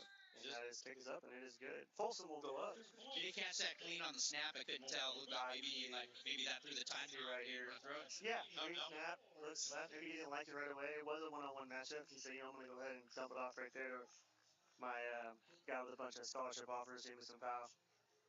Playmaker, right? So, I mean, that's the difference, Like I said, there's nothing wrong with being a good player and going to play the next level. It's just playmakers, two different type of players, you know what I mean? You have the Megatrons of the world, then you have the Tyreek Hills of the world. Just two different athletes, but that's Jameson Powell. He makes plays. I watched Jameson Powell play at OT7 Okay. in the offseason, and they asked him to play. They had him come in and play corner, and he just absolute clamps. Just hit it, and it's because his IQ is off the chart. Yeah, I mean, he knows breaks. He knows when guys, just certain double moves, things that people are going to do. Yeah, what they can and can't do, Yeah. and he's just really good, and he's explosive. Right. But he didn't want to play corner. No, he likes to score touchdowns. Yep. He's going to college to be a receiver, a slot receiver, and a really good one for somebody. He will score lots of touchdowns for that team. Folsom kick off here to Rocklin with 1.8 seconds left on the clock.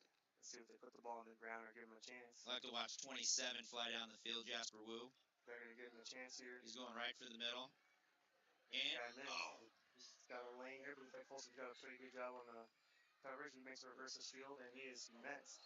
It looks like Ironman there. Ironman is Jasper Wu, specialist right there. Those guys love contact. It is halftime right now. Folsom's up 24. Rocklin 7. We'll be back to you guys with some second half action. Right now, we'll go to some sponsors.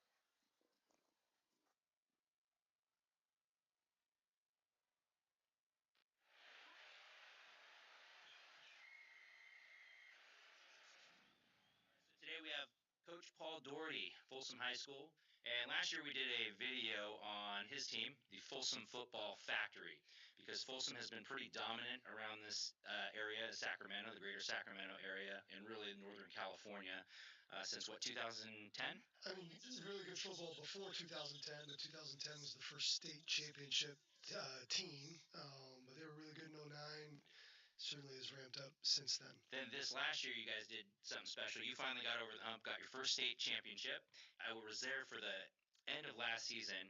You got almost there, and then you got beat by De La Salle. Did that remotivate you to get you to where you were today, winning a state championship? You want to talk a little bit about that road? We fell short in the state championship game in 2021 to a good Cathedral Catholic team. Had our chances to win that game in the 1AA state championship. You lose that game in December, you start in January. I think we talked about that, where the weight room is kind of emphasis number one. Passing academy, flag football, kind of a K through 12 program approach. So the things that kind of take away from that process, there's a lot of external distractions, whether it be 7-on-7 or whether it be recruiting or taking trips. I mean, the recruiting process is a necessary component, and if I'm going to stand here and be a big believer in education-based athletics, as it pertains to the CIF, then it's really a pathway for these kids to go to college, and we have kids that have legitimate opportunities to go to college. But all of that attention, all of that stress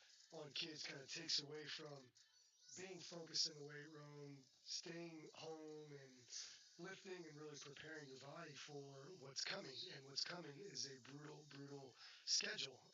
And the schedule was as brutal as it ever was in 2022.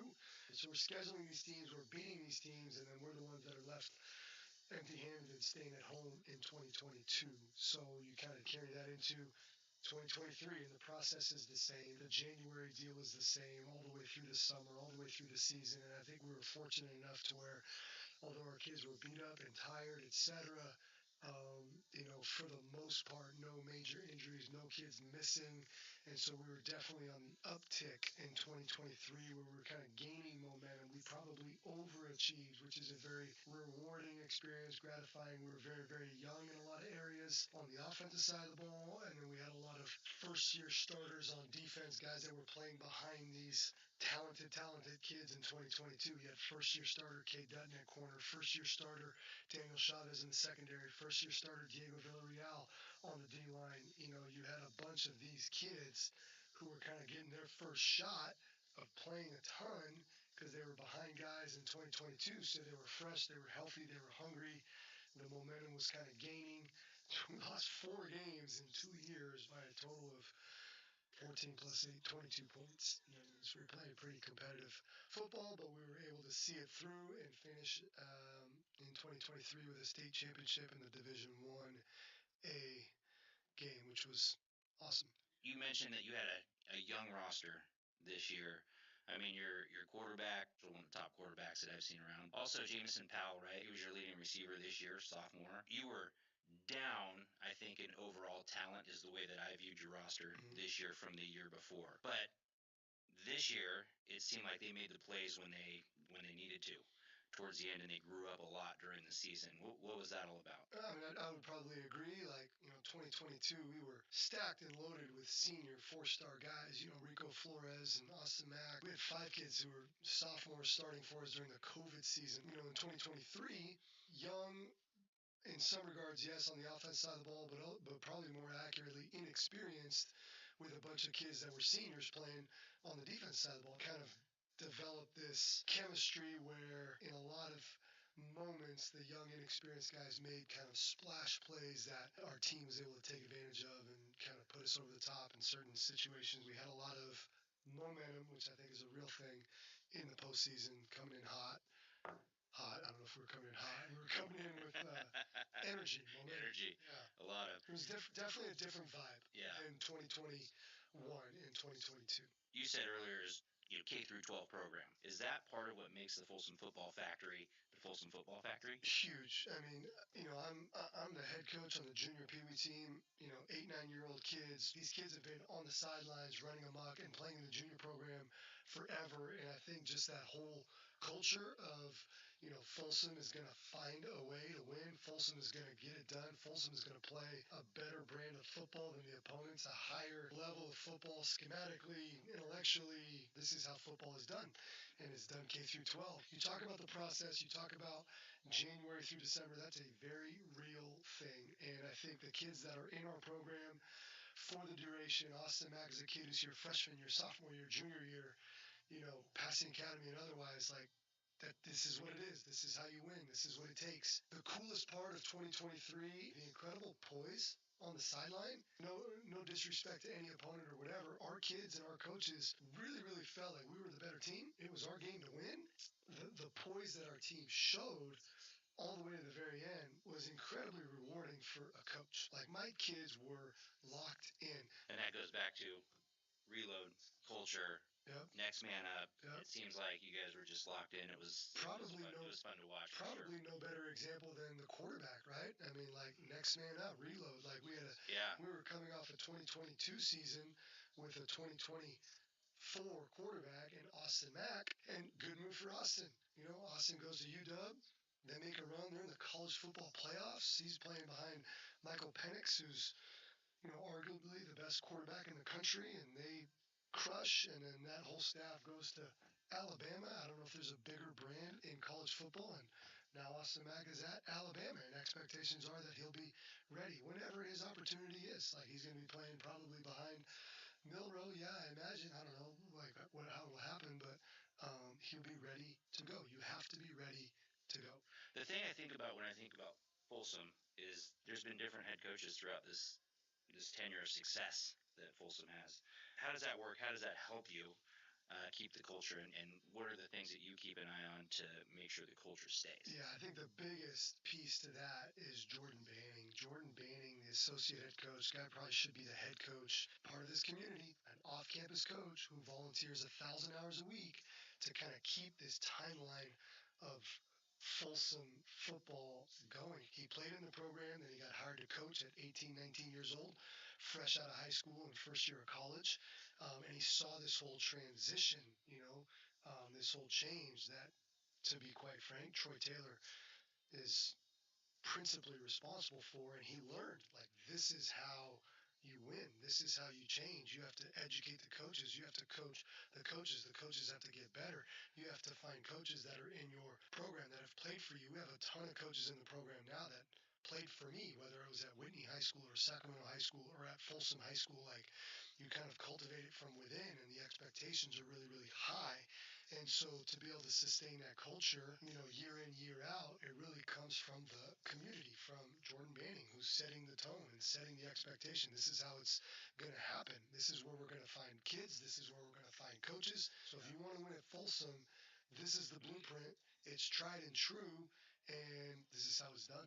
So you guys are always trying to get better as coaches, and then how does that affect your program, throughout the next year? We make an effort to build relationships with college coaches, with college programs. We went out and visited Notre Dame. We went out there because we had big-time tight ends coming through the program, and we wanted to learn how to use the tight end. Like, how do you do it? How do you do it in 12 personnel? How do you do it in 13 personnel? What are some things that are good? How does this affect the game? I had never done it before. And because we have players in the program that are incredible and that these college coaches are recruiting, they want to build the relationships with us. So if I'm going to take 4 coaches and fly out to South Bend and spend a ton of money to stay in a hotel and be in the office for 4 days and figure out how to learn 12 personnel, like, tell me, educate me so that I can better prepare my kids. And they're like, totally honest, like, we don't think we can get a kid like Rico Flores. It's like, you're Notre Dame, like, you're perennial top 5 college football playoff. And so we kind of built that relationship, and all of a sudden, like, all right, well, we'll come out and we'll recruit him and build a relationship, and boom, like, he's on campus there mid-year transferring. So we're spending 4 days at the University of Washington during spring ball. We're spending 4 days at USC during spring ball. We're at Notre Dame. We're at Alabama when Bill O'Brien is there, and guess what? Now we have kids at Alabama. It's not a coincidence, you know what I mean? Because we spent 4 days at UW with Ryan Grubb and Kalen DeBoer. And when Ryan Grubb and Kalen DeBoer tell you they genuinely are vested in Austin Mack and his development and what he's going to be able to do in that program, I got to go up there and see it firsthand, because my job is to protect our kids and make sure they're not being exploited or whatnot. And so when they take Austin Mack from UW and they take him to Alabama, like, that's a real thing. So talk to me about your schedule. I know you guys have a new opponent on the schedule. Yeah, so I think two pieces there when you talk about the schedule. Number one is there is no off season. We finished playing on December the 9th, and then college coaches are on campus in January, and it's a zoo right now on campus, and we get a ton of support from the admin to accommodate or whatnot. But we start training right away, because when the college coaches come, they're going to see you in the weight room, because that's what we're doing. Everything we do on the field in these showcase type events are, the same things we're doing on weekends, training kids. Like, this is how we train the quarterback. This is what we're going to do when the quarterback coaches are here evaluating the kids. And so we're trying to get ready for that postseason run. And to be quite frank, like, we're trying to get to the next level. We won the Division I state championship, and that's great, but we are the first ones to know and admit there is another level of high school football in this state of California, in the country, that's played at 8 o'clock, whether it's Mater Dei or whether it's Bosco or whether it's Santa Margarita or whoever comes out of the south, the southern section, or whatever. That brand of football is going to be different. Like, we're playing the best teams in Northern California. It's a lot of, schematically, it's just different. A lot of 2 high looks, a lot of drop 8 looks, a lot of zone coverage, disguise looks.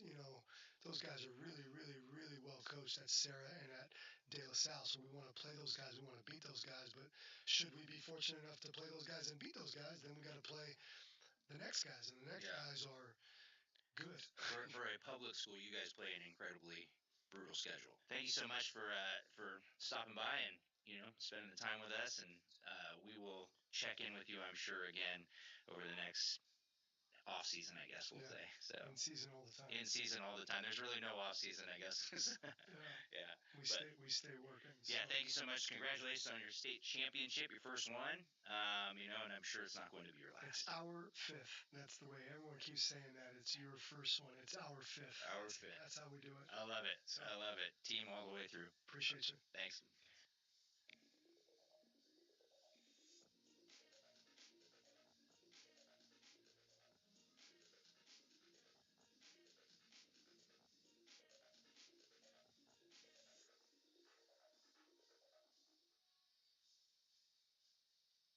Isn't that Vince Room, the big guy? The big guy's back.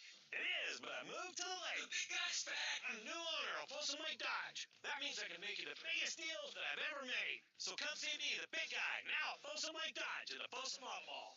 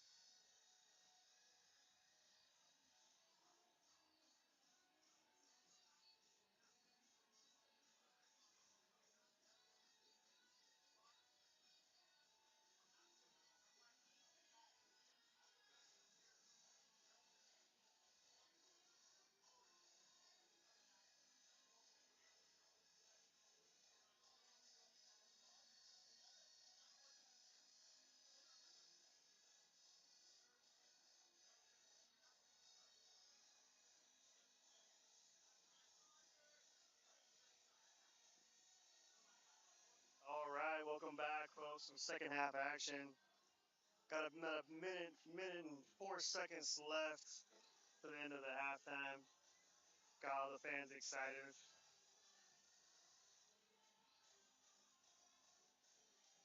Folsom currently leads right now, 24-7. The first SFL League matchup of the year with Rocklin Thunder. One thing I know about the Rocklin Thunder is, they're not done yet. They're motivated. You see them down there getting ready. ready to go. I've seen this team come back, win games over the last, as long as this coach has been around for the Thunder. I know Folsom's aware of that. They know they're coming lights out. They're bringing all the dogs at them. They got to be ready to go. Lions are on the sideline right now. He's focused. He's dialed in. I'm sure he understands the meaning of this game right now and just not let up and keep moving along, keep doing what you're told, keep running the plays and progressions that you've been taught all week in practice. Being at practice this week, it's a pretty locked in. It's a pretty serious week at practice this week. Not loose at all. The extremities of the division and where you're going to be at first or second place in the league, playoff seeding, it all comes down, to a couple of teams in this SFL right now who are at the moment a little stronger than the other ones underclassmen, but you never know. So the SFL teams could come back and make a name for themselves too. But you got to win your division games. That's the most important. Yeah, excited to get this second half rolling. Don't tune off yet. Rocklin's definitely going to bring out all the firepower right here in the second half. No doubt about it.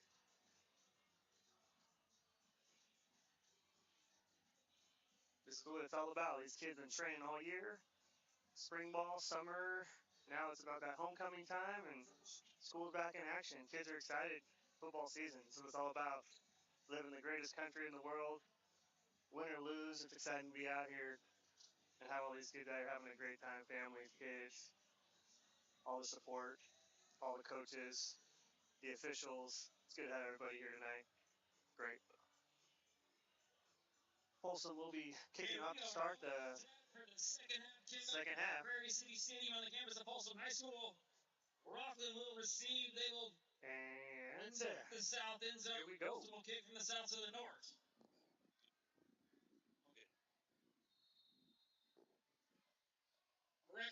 Got those amazing in-stadium screens up. Yeah, we've been working on those all year. Come out to a game. We got a big screen out here, scoreboard.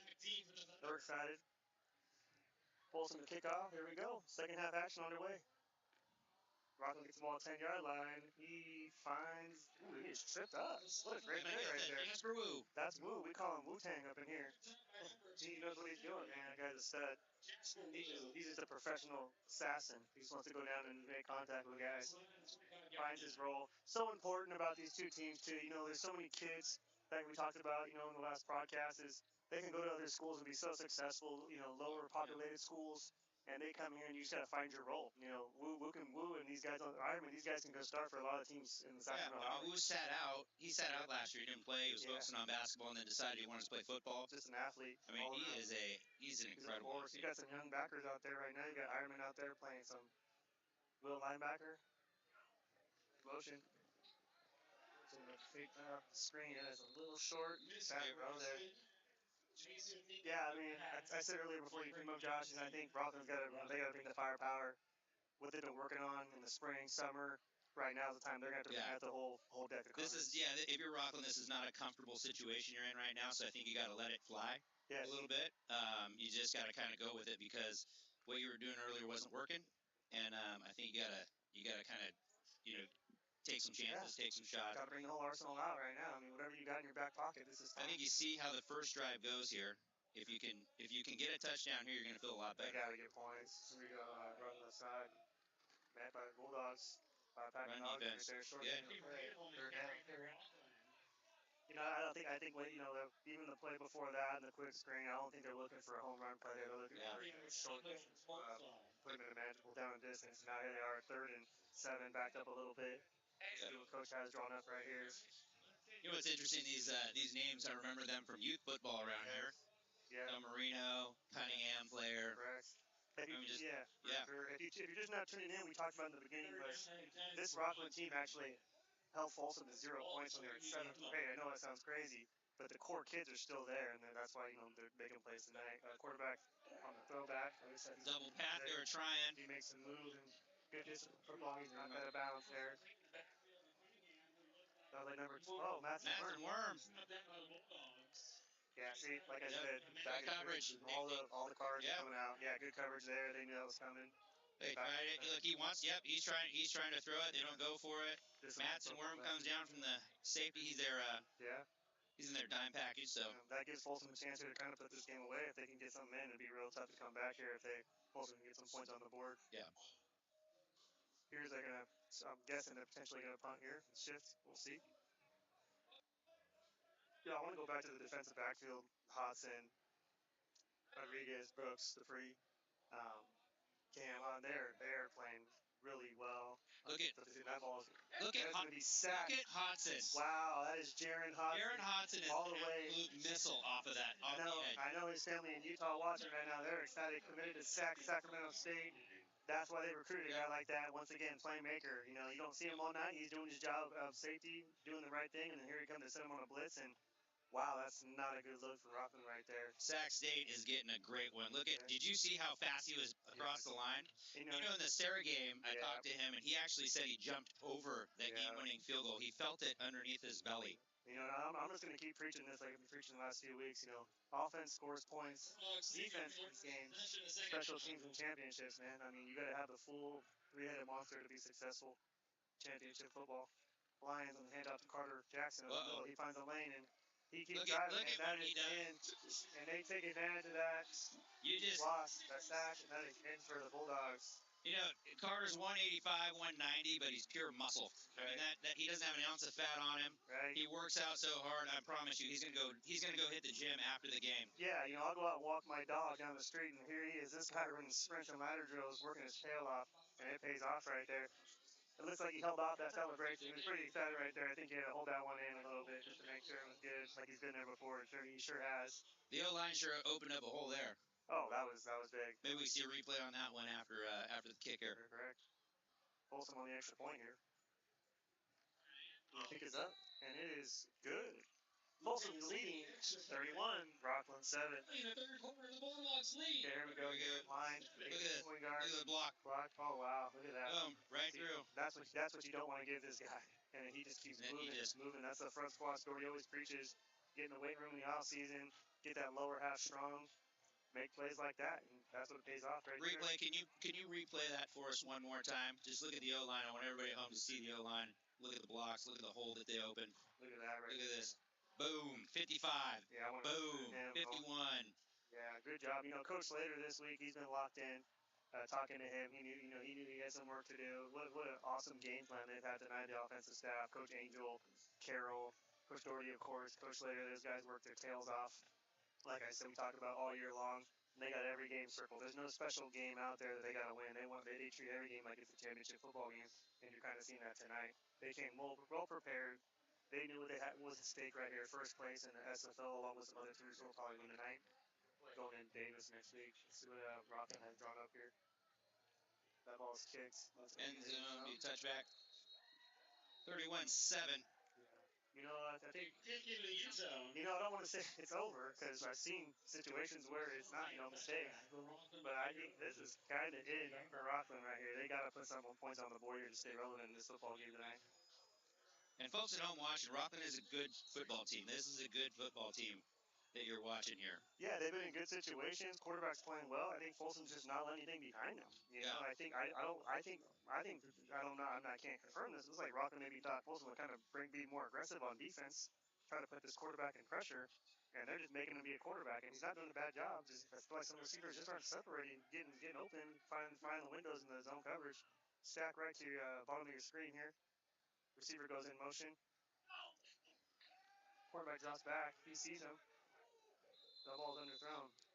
Defender there. Rodriguez was there. Yeah, these guys are in the right places to make the plays. Very disciplined football. They try to do a switch there and make guys go a different direction, and that's disciplined football. Rodriguez stays in his area. He's in the right situation to make the play. Scares the quarterback a little bit. He underthrows it. Good job by Rodriguez there. Yeah, he had a tough game against Sarah a little bit, and then came back and had a really great game against Turlock, and now you're kind of seeing a little bit another really solid outing right here. Absolutely. That's one thing about Coach Ersick, defensive coordinator for the Bulldogs. He puts these guys on an island. He expects these guys to, be there. That ball is slipped. He slips coverage 23. He's still on his feet, folks, and he was talking about packing dogs about the 44-yard line. Yeah, Coach Ersick puts these cool defensive backs. He trusts them. I'm going to put you in situations where you're one-on-one, and you better win that matchup. matchup, keep your position, keep your job. They've been doing well the last 3-4 weeks. There's been a couple plays, sure.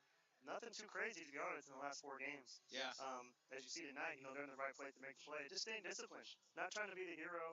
A lot of kids watch NFL football, you see, but those guys get paid for interceptions. That's the difference. They can take chances. It's their paycheck. These guys, it's like, no, do your job, keep your position, try to play at the next level, and they're doing a good job tonight.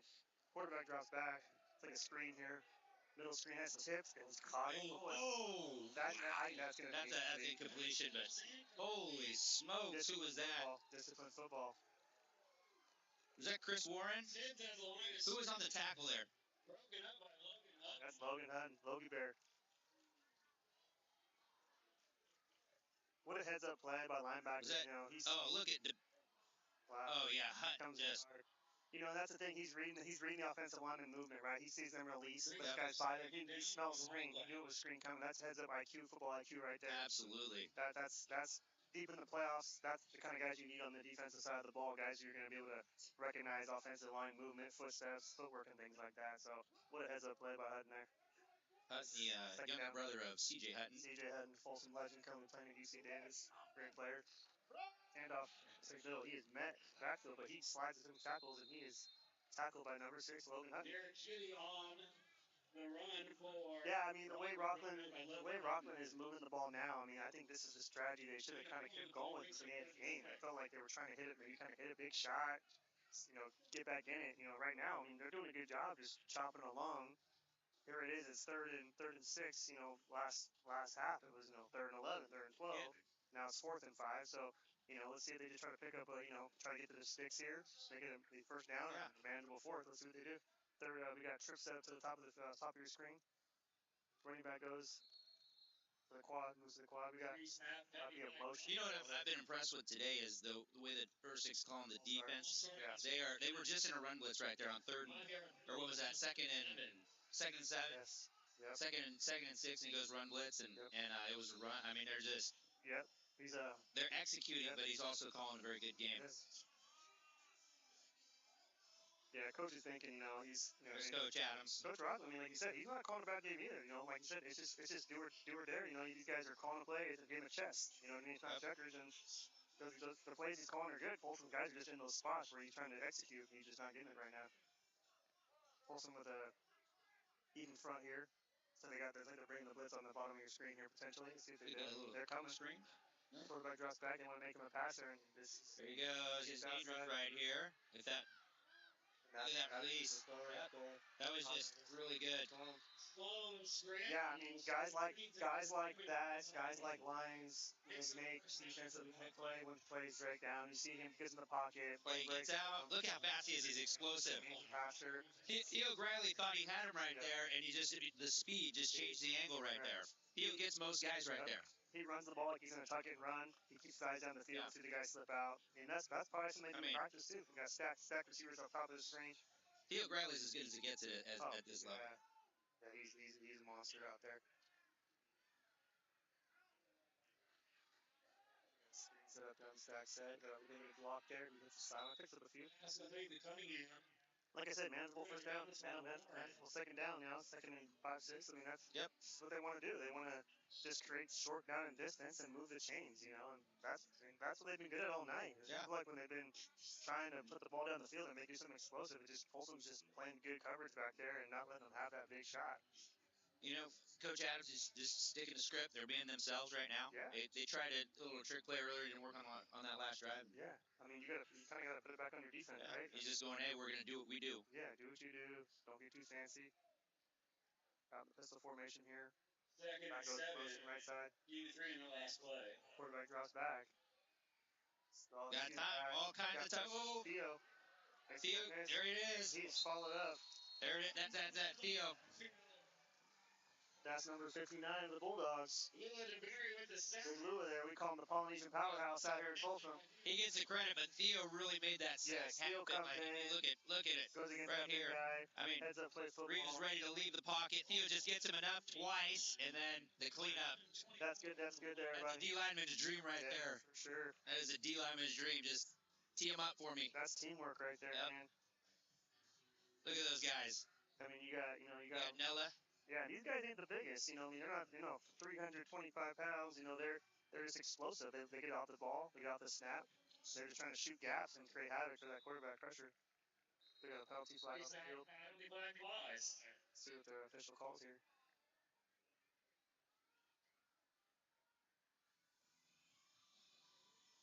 False start against Rocklin. Bring Rocklin back. Yeah, this is bad.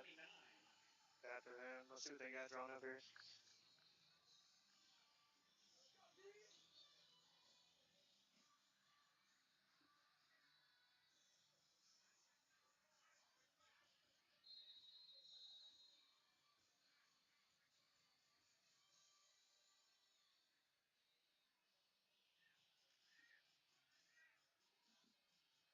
Third down here, third and a mile here. Let's see what they got drawn up here. Maybe guessing a screen. They could take a shot down the field. Let's see what they do. They could try to get the ball half distance. Get a manageable fourth down. And he's taking a shot down the seam, and that is intercepted. That's a massive worm out there. What a play. They put him in. They trust him on that long sit down. He comes in split, and he... Look at this. Whoop. Tip drill. Tip drill. Looks like him and Jared Hodson are wearing the same apparel. Like twins out there. I thought it was him for a minute. Great play, but heads up play by Worm. That puts Folsom in almost Rocklin territory. First down. Well, this is Folsom's chance. This is Folsom's chance to put them away right here. Let's see if they can get some points on the board here. Whatever Rocklin D coordinator is thinking right now, you just don't want to let lines let loose. Play disciplined football here. I'm guessing Folsom's going to try to run the ball, just keep this clock ticking, get out of here healthy, and see what they do. Folsom comes out of the trench, wide bunch set. Line drops back, stays in the pocket, got some good timing there. Finds Jameson Powell. That's about an 8-yard gain there by Powell. Good job. Ryder stood in the pocket there, got good progression, comes down with a good play there. Second and short.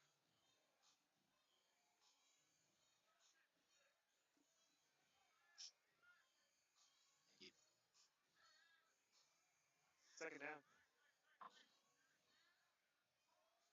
Folsom comes out with the spreads them out a little bit, 2-by-2 set. Got Rivera in the backfield here. See if Folsom wants to take a shot here, maybe second and short. Might be a good time to take a shot down the field. He's flushed it out. Here he goes, scramble drill. Let's see what he does. He's right down the field. He doesn't want to run. He wants to make a play. And he is down. Right there. Good play on Rocklin right there. You know what I was about to say about Matson Worm, who had the interception there, is you talk about another hard worker. He's playing with the twos at receiver. He's been able to get in some defense, and it's great to see a kid like him that just keeps grinding, keeps his head down, make a play like that in the game. Right.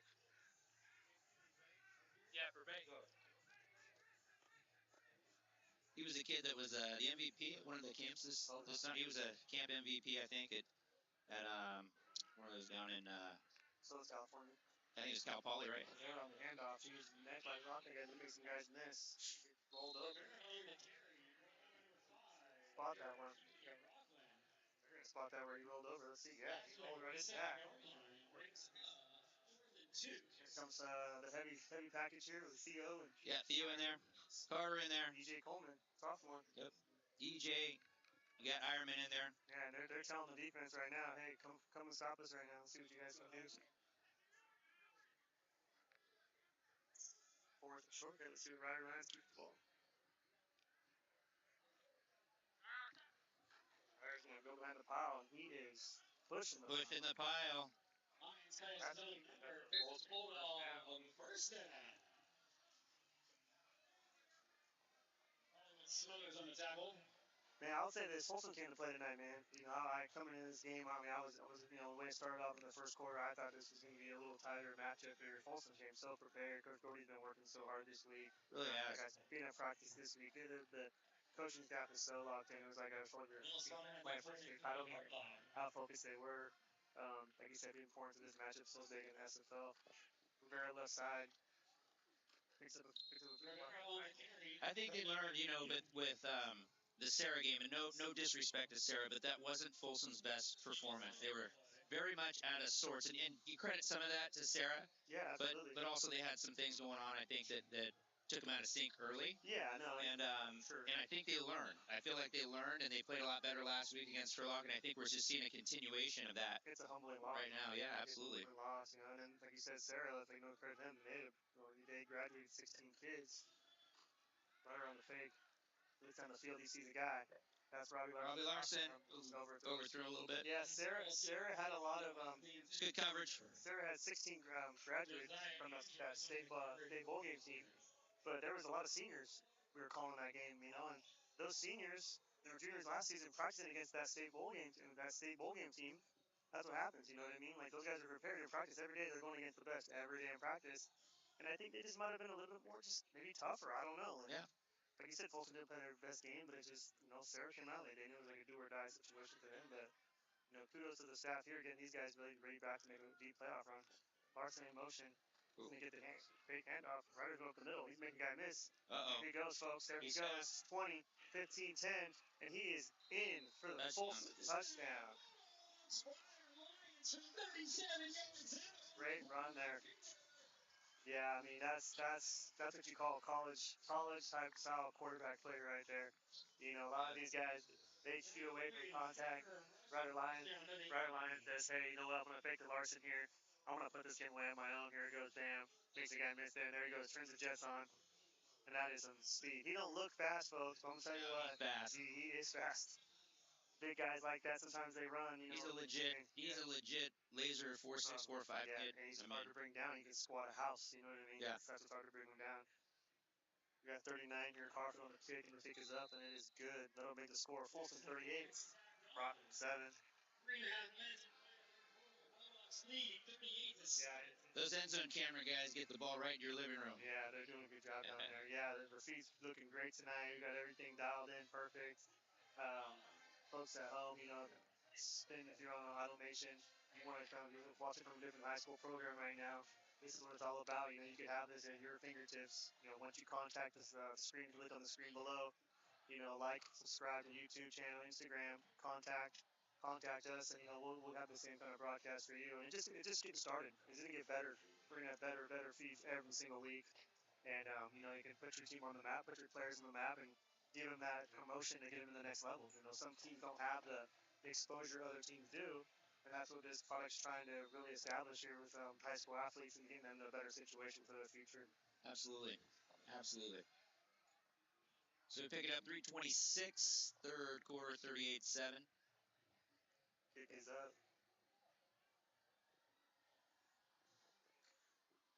There's Woo down there. First guy down there always.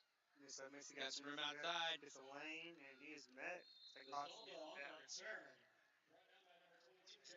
Ironman's all over the place. He's another kid. He's like a Tasmanian devil out there, man. Yep. He's just looking for contacts. He wants to hit people, waiting for his opportunity. Another sophomore. He's got 2 more seasons after this. He's trying to make a name on special teams. So when these guys graduate, he says, "Hey, I'm ready for my chance." And he's gonna get his chance. He'll play. He'll play right now too. He's got a lot of good athletes, all over the field. Like you said, he finds his role. Keep your mouth shut. Earn it. That's how you earn your keep right there. So absolutely. He'd like to be playing running back right now, but the running back room's deep. So very deep. Yeah. Finds his place on defense, and there you go. Here we go. Rocklin comes out in a single back formation. Quarterback drops back. That is Cam. Got there a little bit early. Good coverage. Todd got there a little bit early. UC Davis commit, Cam Totten. You see right there on screen. You get a replay there, but you see on screen those guys. He's in the right place to make the play. It's a flag. He's there a little early. Not too many times you've seen a guy open down the field, and that's what Folsom's defense really got with these defensive backs. Dupree, Rodriguez, Todd, and all this defensive backfield is all Division I, I believe in my heart. College athletes are out here seeing out here, and that's why it's hard for Rocklin to get a rhythm going here. First down for the Thunder.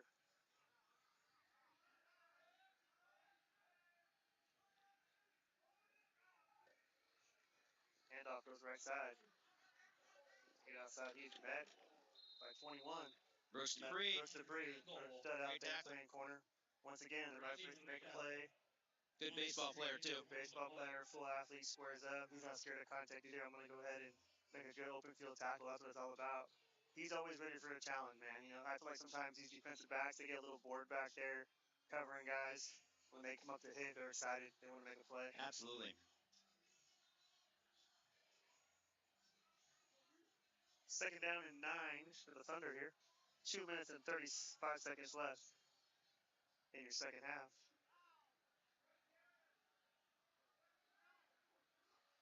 Makes the handoff. He looks down the field. He sees a guy. He looks a little bit open there, and there's Rodriguez making a play. Great coverage. Great coverage. He's right there.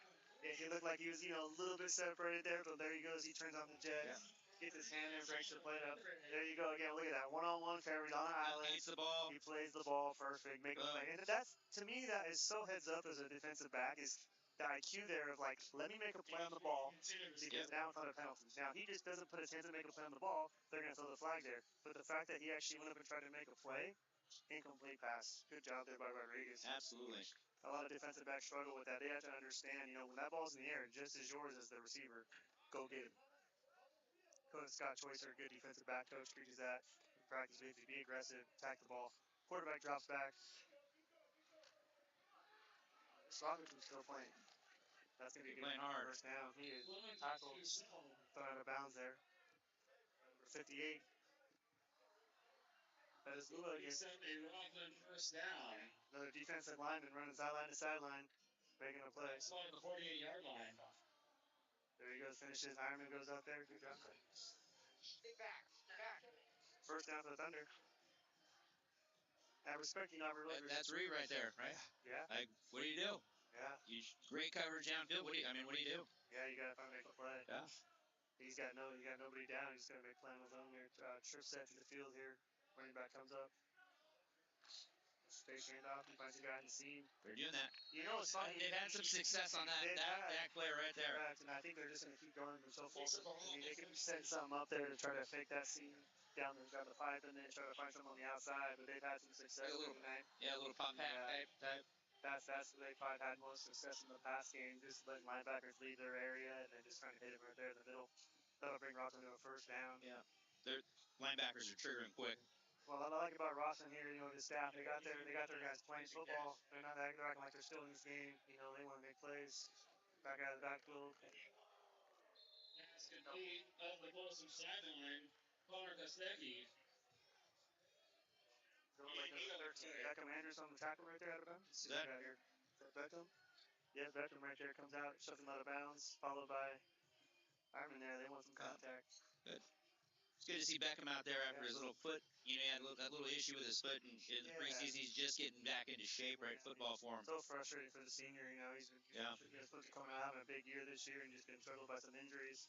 But the kid can play. Now he's getting the opportunity to go out there and show what he can do to his staff. Linebacker, tight end. He's got definitely has the size. Athletic. Receiver in motion. See if I can find a little separator here. Just take a shot after the Intercept. Almost intercepted. I thought he quick there. Smallest game complete. Well, there you go there. You got some trickery by Rocklin. Defensive backs aren't sold. Yeah. They're still bailing. They know. See that? Disciplined football. I mean, they're just right there. This is like, the discipline that these DBs are playing with is really great to see. It's funny, talking to safety Jaron Hodson this week, he's helping, and I joked with him and I said, hey, you broke the record for the most interceptions in this year so far. But you know what? It doesn't matter. You're playing good football. You're in the right place. You're doing your job. Rocklin comes out, hurry up here. Third down. The bunch set. Got some old school football, ground and pound, and it looks like they're gonna short. I think they're gonna go a little short there. You get it? No, he's short, yeah. So this is essentially a little short. Brings up by a smidgen. Inches from the Thunder. Yeah, the defensive back is frustrating. You want your interceptions. You want to, be the hero sometimes. But hey, man, kudos to them. They're making plays, doing the right plays, and you can't ask for more as a defensive coordinator, man. 40 seconds and counting. You want those turnovers, of course, but I'll take the break up. There they go. They're going quick again. Let's see what they do. Pitch outside, and he is going to quickly have enough. That's tough. That's tough right there. Folsom's not used to seeing that kind of football right there. Picks up a first down from Eric Keeley. Eric Keeley. 7 seconds left in the third quarter. Bounces it out a little bit. Yep. Gets just enough. Good tackle. First half of the Thunder. See what they got drawn up here. These DBs are getting some action tonight. They are getting some action. Have to give Dupree a hard time about that one again. Yeah, we'll give him. Baseball player, hold on now. Yeah, That's unacceptable. He knows he's it. gonna make that catch out there. And that'll do it. That'll be down to our fourth quarter time. We'll see how Rocklin wants to respond here, being down a few points here. I think Rocklin staff just has to tell these guys, hey man, just keep fighting, keep clawing. This is a game. They need to score. They feel like this sport should be is a couple missed opportunities on third and short, just fourth down, so they could be in this football game. But I mean, still continue. Just got a nice moon out tonight. Looking good. That fall weather's coming. All right, we're going to break for our sponsors real quick. Look at that moon. Beautiful.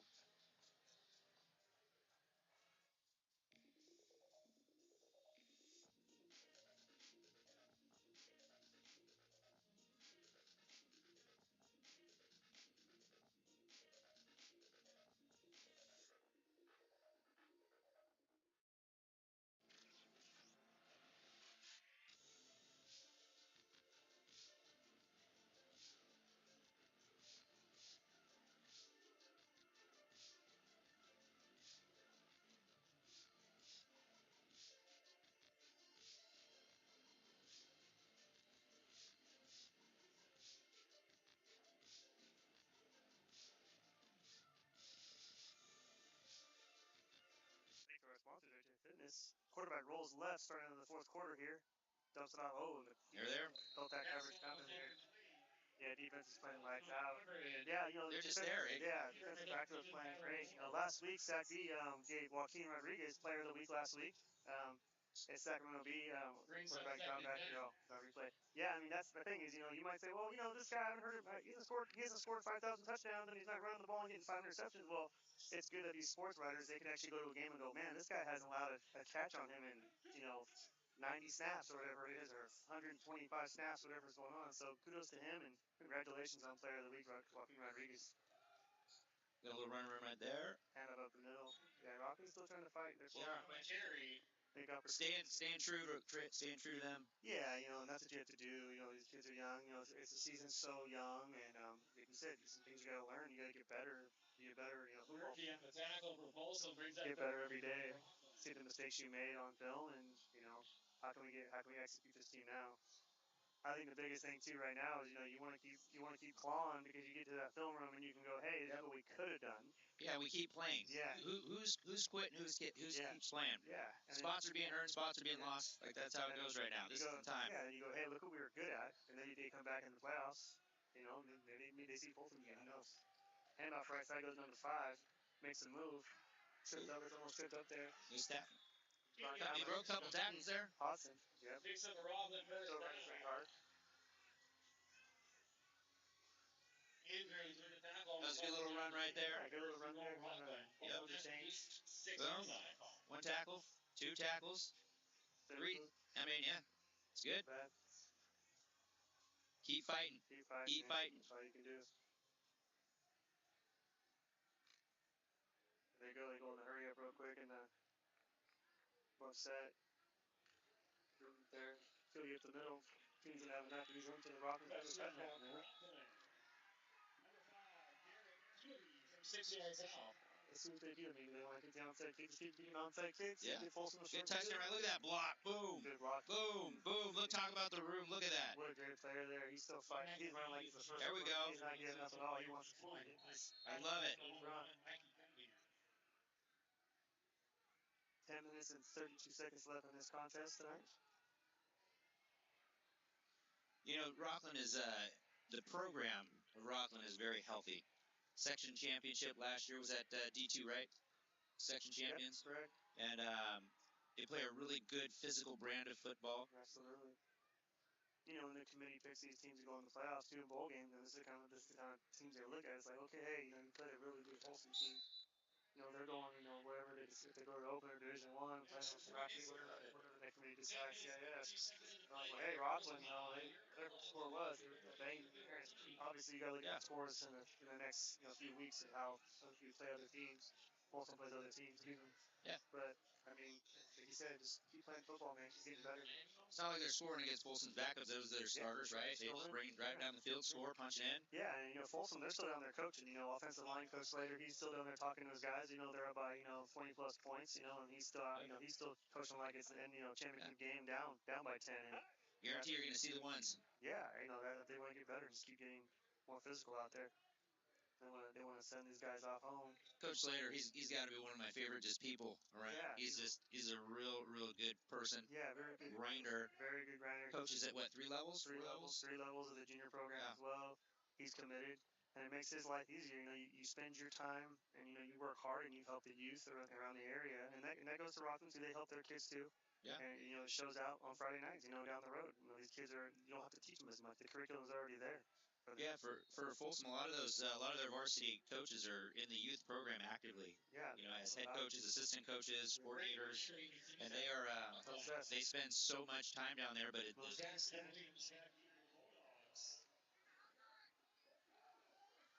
DJ Coleman, he likes to run hard. He likes to get the way that. You can see that. It gets to about 49.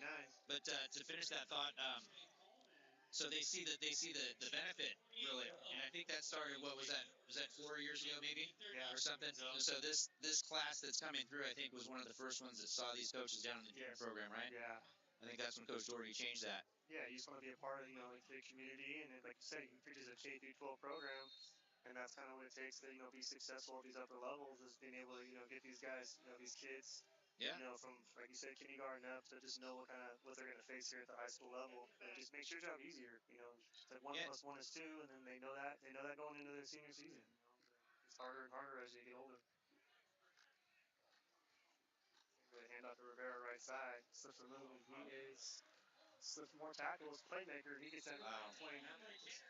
Just wow. Playing, smashing off the ball. They're going fast. They're going fast.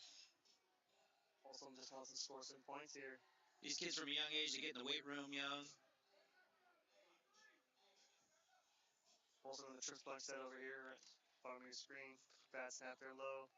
He finds Nella wide open. That's a big guy to tackle. He's going to drag some guys in that close to the end zone. He keeps going. That ball came loose a little bit. He got it. He's too short of the goal line. Wow. There's a lot of white jerseys over there. Just keep going. Rocklin Thunder. Here he goes here. Finds us a little on the seam right here. I kind of want him to throw it to Nella on a fade right now. Just give him a shot. Yeah. Give him a shot, coach. Let him get it right there. Just pumping those legs, man. Bam. Slips out. Free kick. Look at ball. he just grabs it right back. Yeah. Whoop. Good job stripping that out. Yeah, good job by Rocklin there trying to get that out, take advantage of that gang tackle there. We got the ball on about the 1 yard line. Let's see if Folsom can punch this in real quick. Coleman in motion. Rivera on the handoff, and he is going to be. Think the guy in? No. Call him short.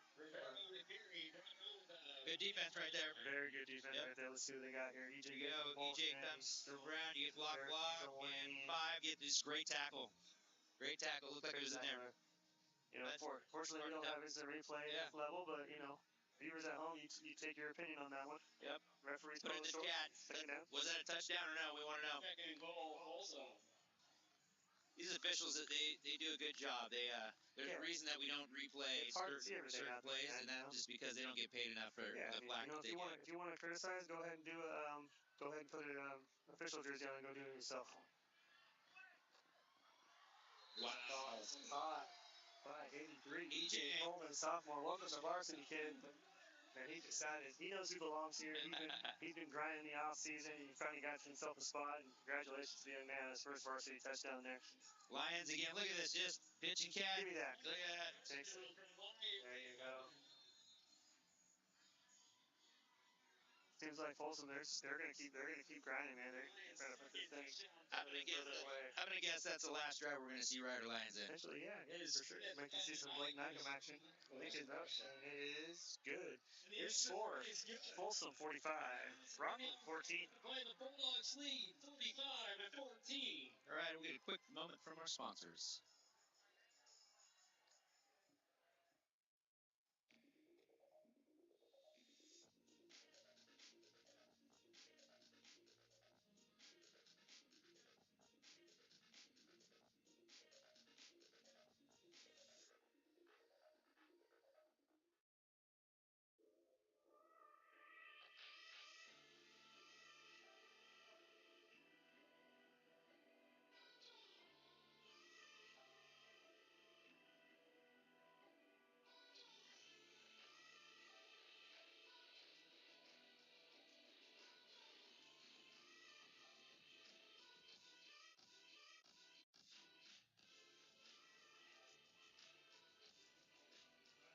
Is that Vince Room, the big guy? The big guy's back.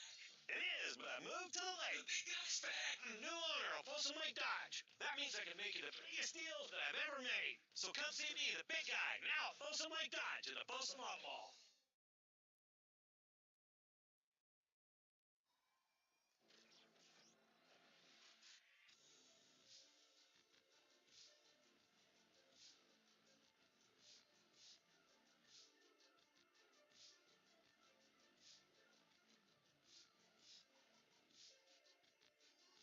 All right, welcome back. There's a kickoff out of bounds.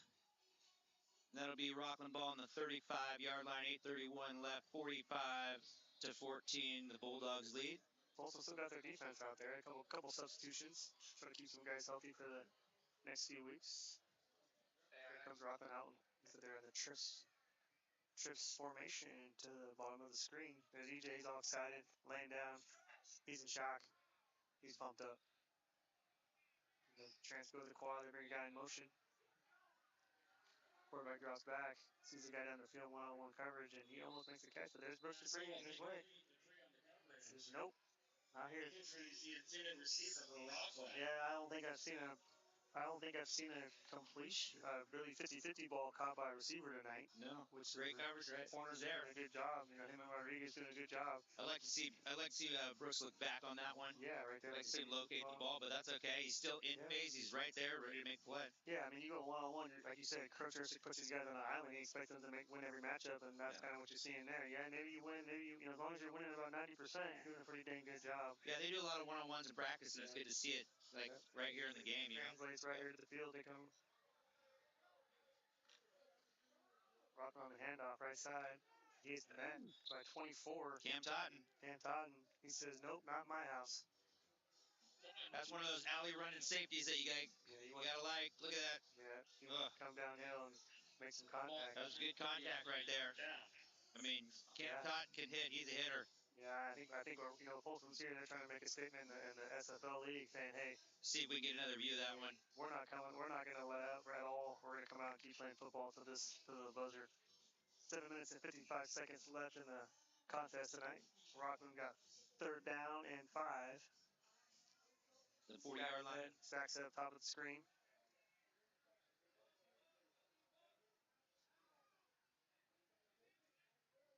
Receiver in motion.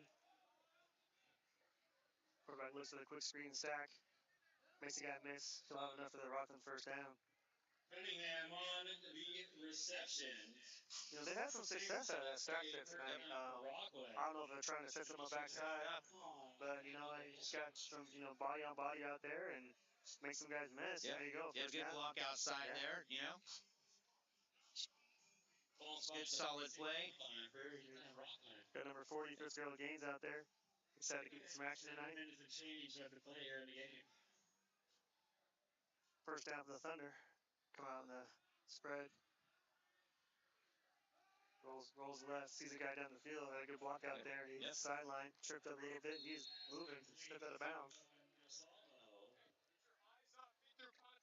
Chased out of bounds by Jaron Hudson. Picks up another first down for Rocklin. Rocklin keeps fighting. Yeah, Keep fighting. This is what they do. They don't give up. No, they definitely don't want to do that. That's not allowed at Rocklin. No, they don't definitely want to give up. This is a divisional rivalry here. Yeah, you're down 45-14. You're still playing hard. That's what the coach wants to see. Absolutely. I mean, he doesn't want to see the score, but he wants to see you playing hard for sure in this situation.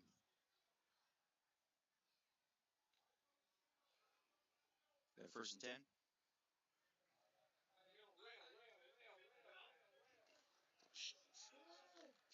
Keeley right side. He finds a lane up the middle. He's still fighting, folks. Keeley is having a game tonight. He might not be in the score, might not show that this kid is a grinder. He is running hard. This kid can play some football, man. Yep. Plays both ways, too. Yeah, good job of Keeley out there giving it all. Sees the lane right there. Keeps fighting. Look at that. 1, 2. Legs keep chopping. 3. He's a strong guy. He's got a 4th there if he breaks that, right? Yeah, there you go. Look at that. Folsom just got to get a little lower there. Yep. Took 6 Bulldogs to bring him down. That didn't happen very often. First down for the Thunder.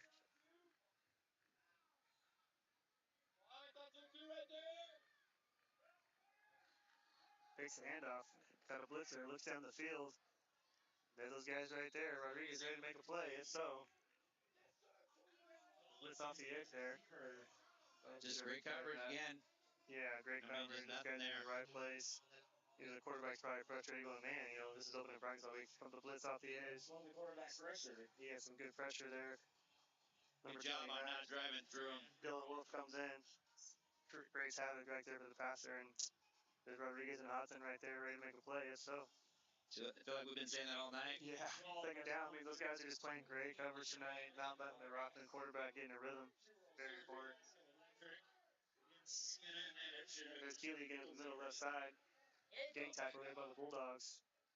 Picks up a few. He's a top runner, man. Yeah, he's got an engine. I mean, this kid is not out of gas. He loves the motor he plays with. Continuing to just grind. He's like, give me the ball, coach. Give it to me again. There's Coach Doherty. He's excited. He's still coaching. The hair gel this week is still intact, thankfully. Yeah, I mean, he knew how big this week coming in. Like I said, being at practice this week, very focused, very structured, very organized this week. Not that they haven't been in weeks past. Yeah, I mean, just getting into the league. Yeah, getting into the league.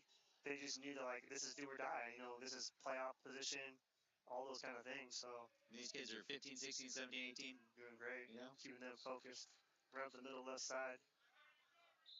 See where they spot that one. I believe he got the first down on that. There he goes again. Grinding these guys out. Yep.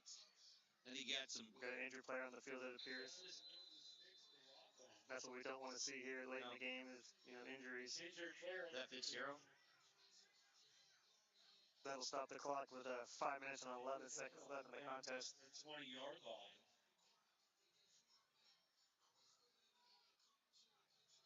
All right, take a quick break.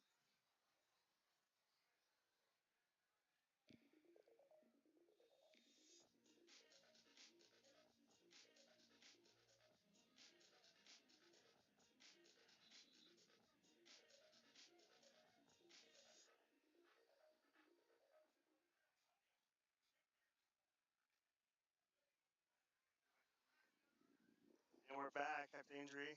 He came off the field, doing okay. Yeah.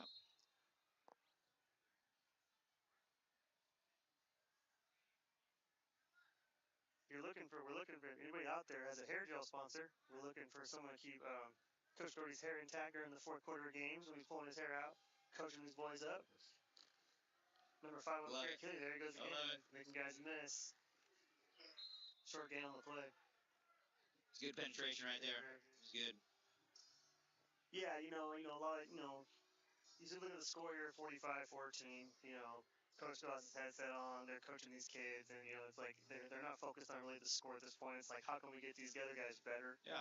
And, you might not have, 11 defensive players out there, but you have the subs come in, and yeah, when you go back to film study, you can say, where were you in this spot? We know these guys are in the area, and you can break them all down and make them better. Everything's an injury away in the playoff run. You never know. You got to get battle tested.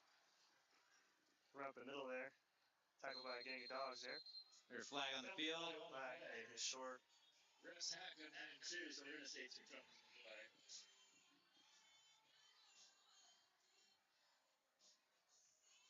4 minutes and 10 seconds left in this contest. The procedure. Good to see Demetrius Brown coming back in. That's good. Good sign. I got a stinger there. Wasn't a very serious injury then. Good. That's great to see. Let's see what the white hat calls here. False start. On the thunder.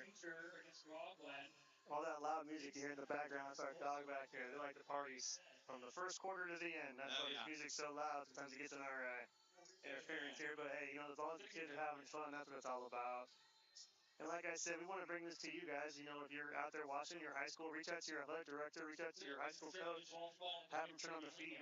And, if you're not happy with the feed, maybe it's not what you want. It's going to get better and better every week. This is a growing situation, and the job we're trying to do is we're trying to help these kids move on in their future and let them get seen. Quarterback gets the ball, rolls it out, finds it back, and he's met Good tackle. By number 13, Beckham Andrews, he's out there making plays. Good to see him out there healthy. Andrews. Yeah, look at the bottom of the screen there. Follow us on Instagram, X. Subscribe to our YouTube channel. Check out the other games. Yeah, there's always room for improvement, but we're getting better every week. And the more teams we have signed up, it's going to get better. It's going to be a great platform for your program. So please follow YouTube, Instagram, all of it.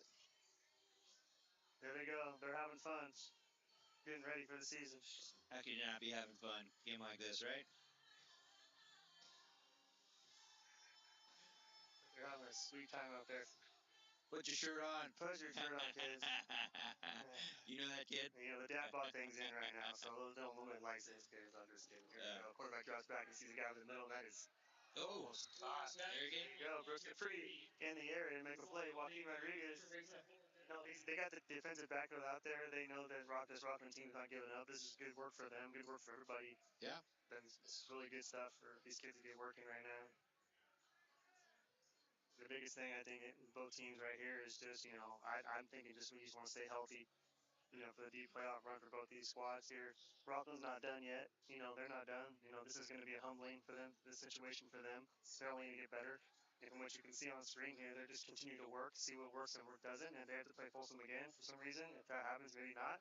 They're going to just come back Keep to grinding. what's been working and what's not. What did we hit on? What did we miss on? Quarterback drops back. He gets pushed out of the pocket, rolls right. We got pressure coming by Beckham. He is intercepted. Interception. That is Cam Totten with his interception. He's excited. Put this one away. Cam Totten. There it is.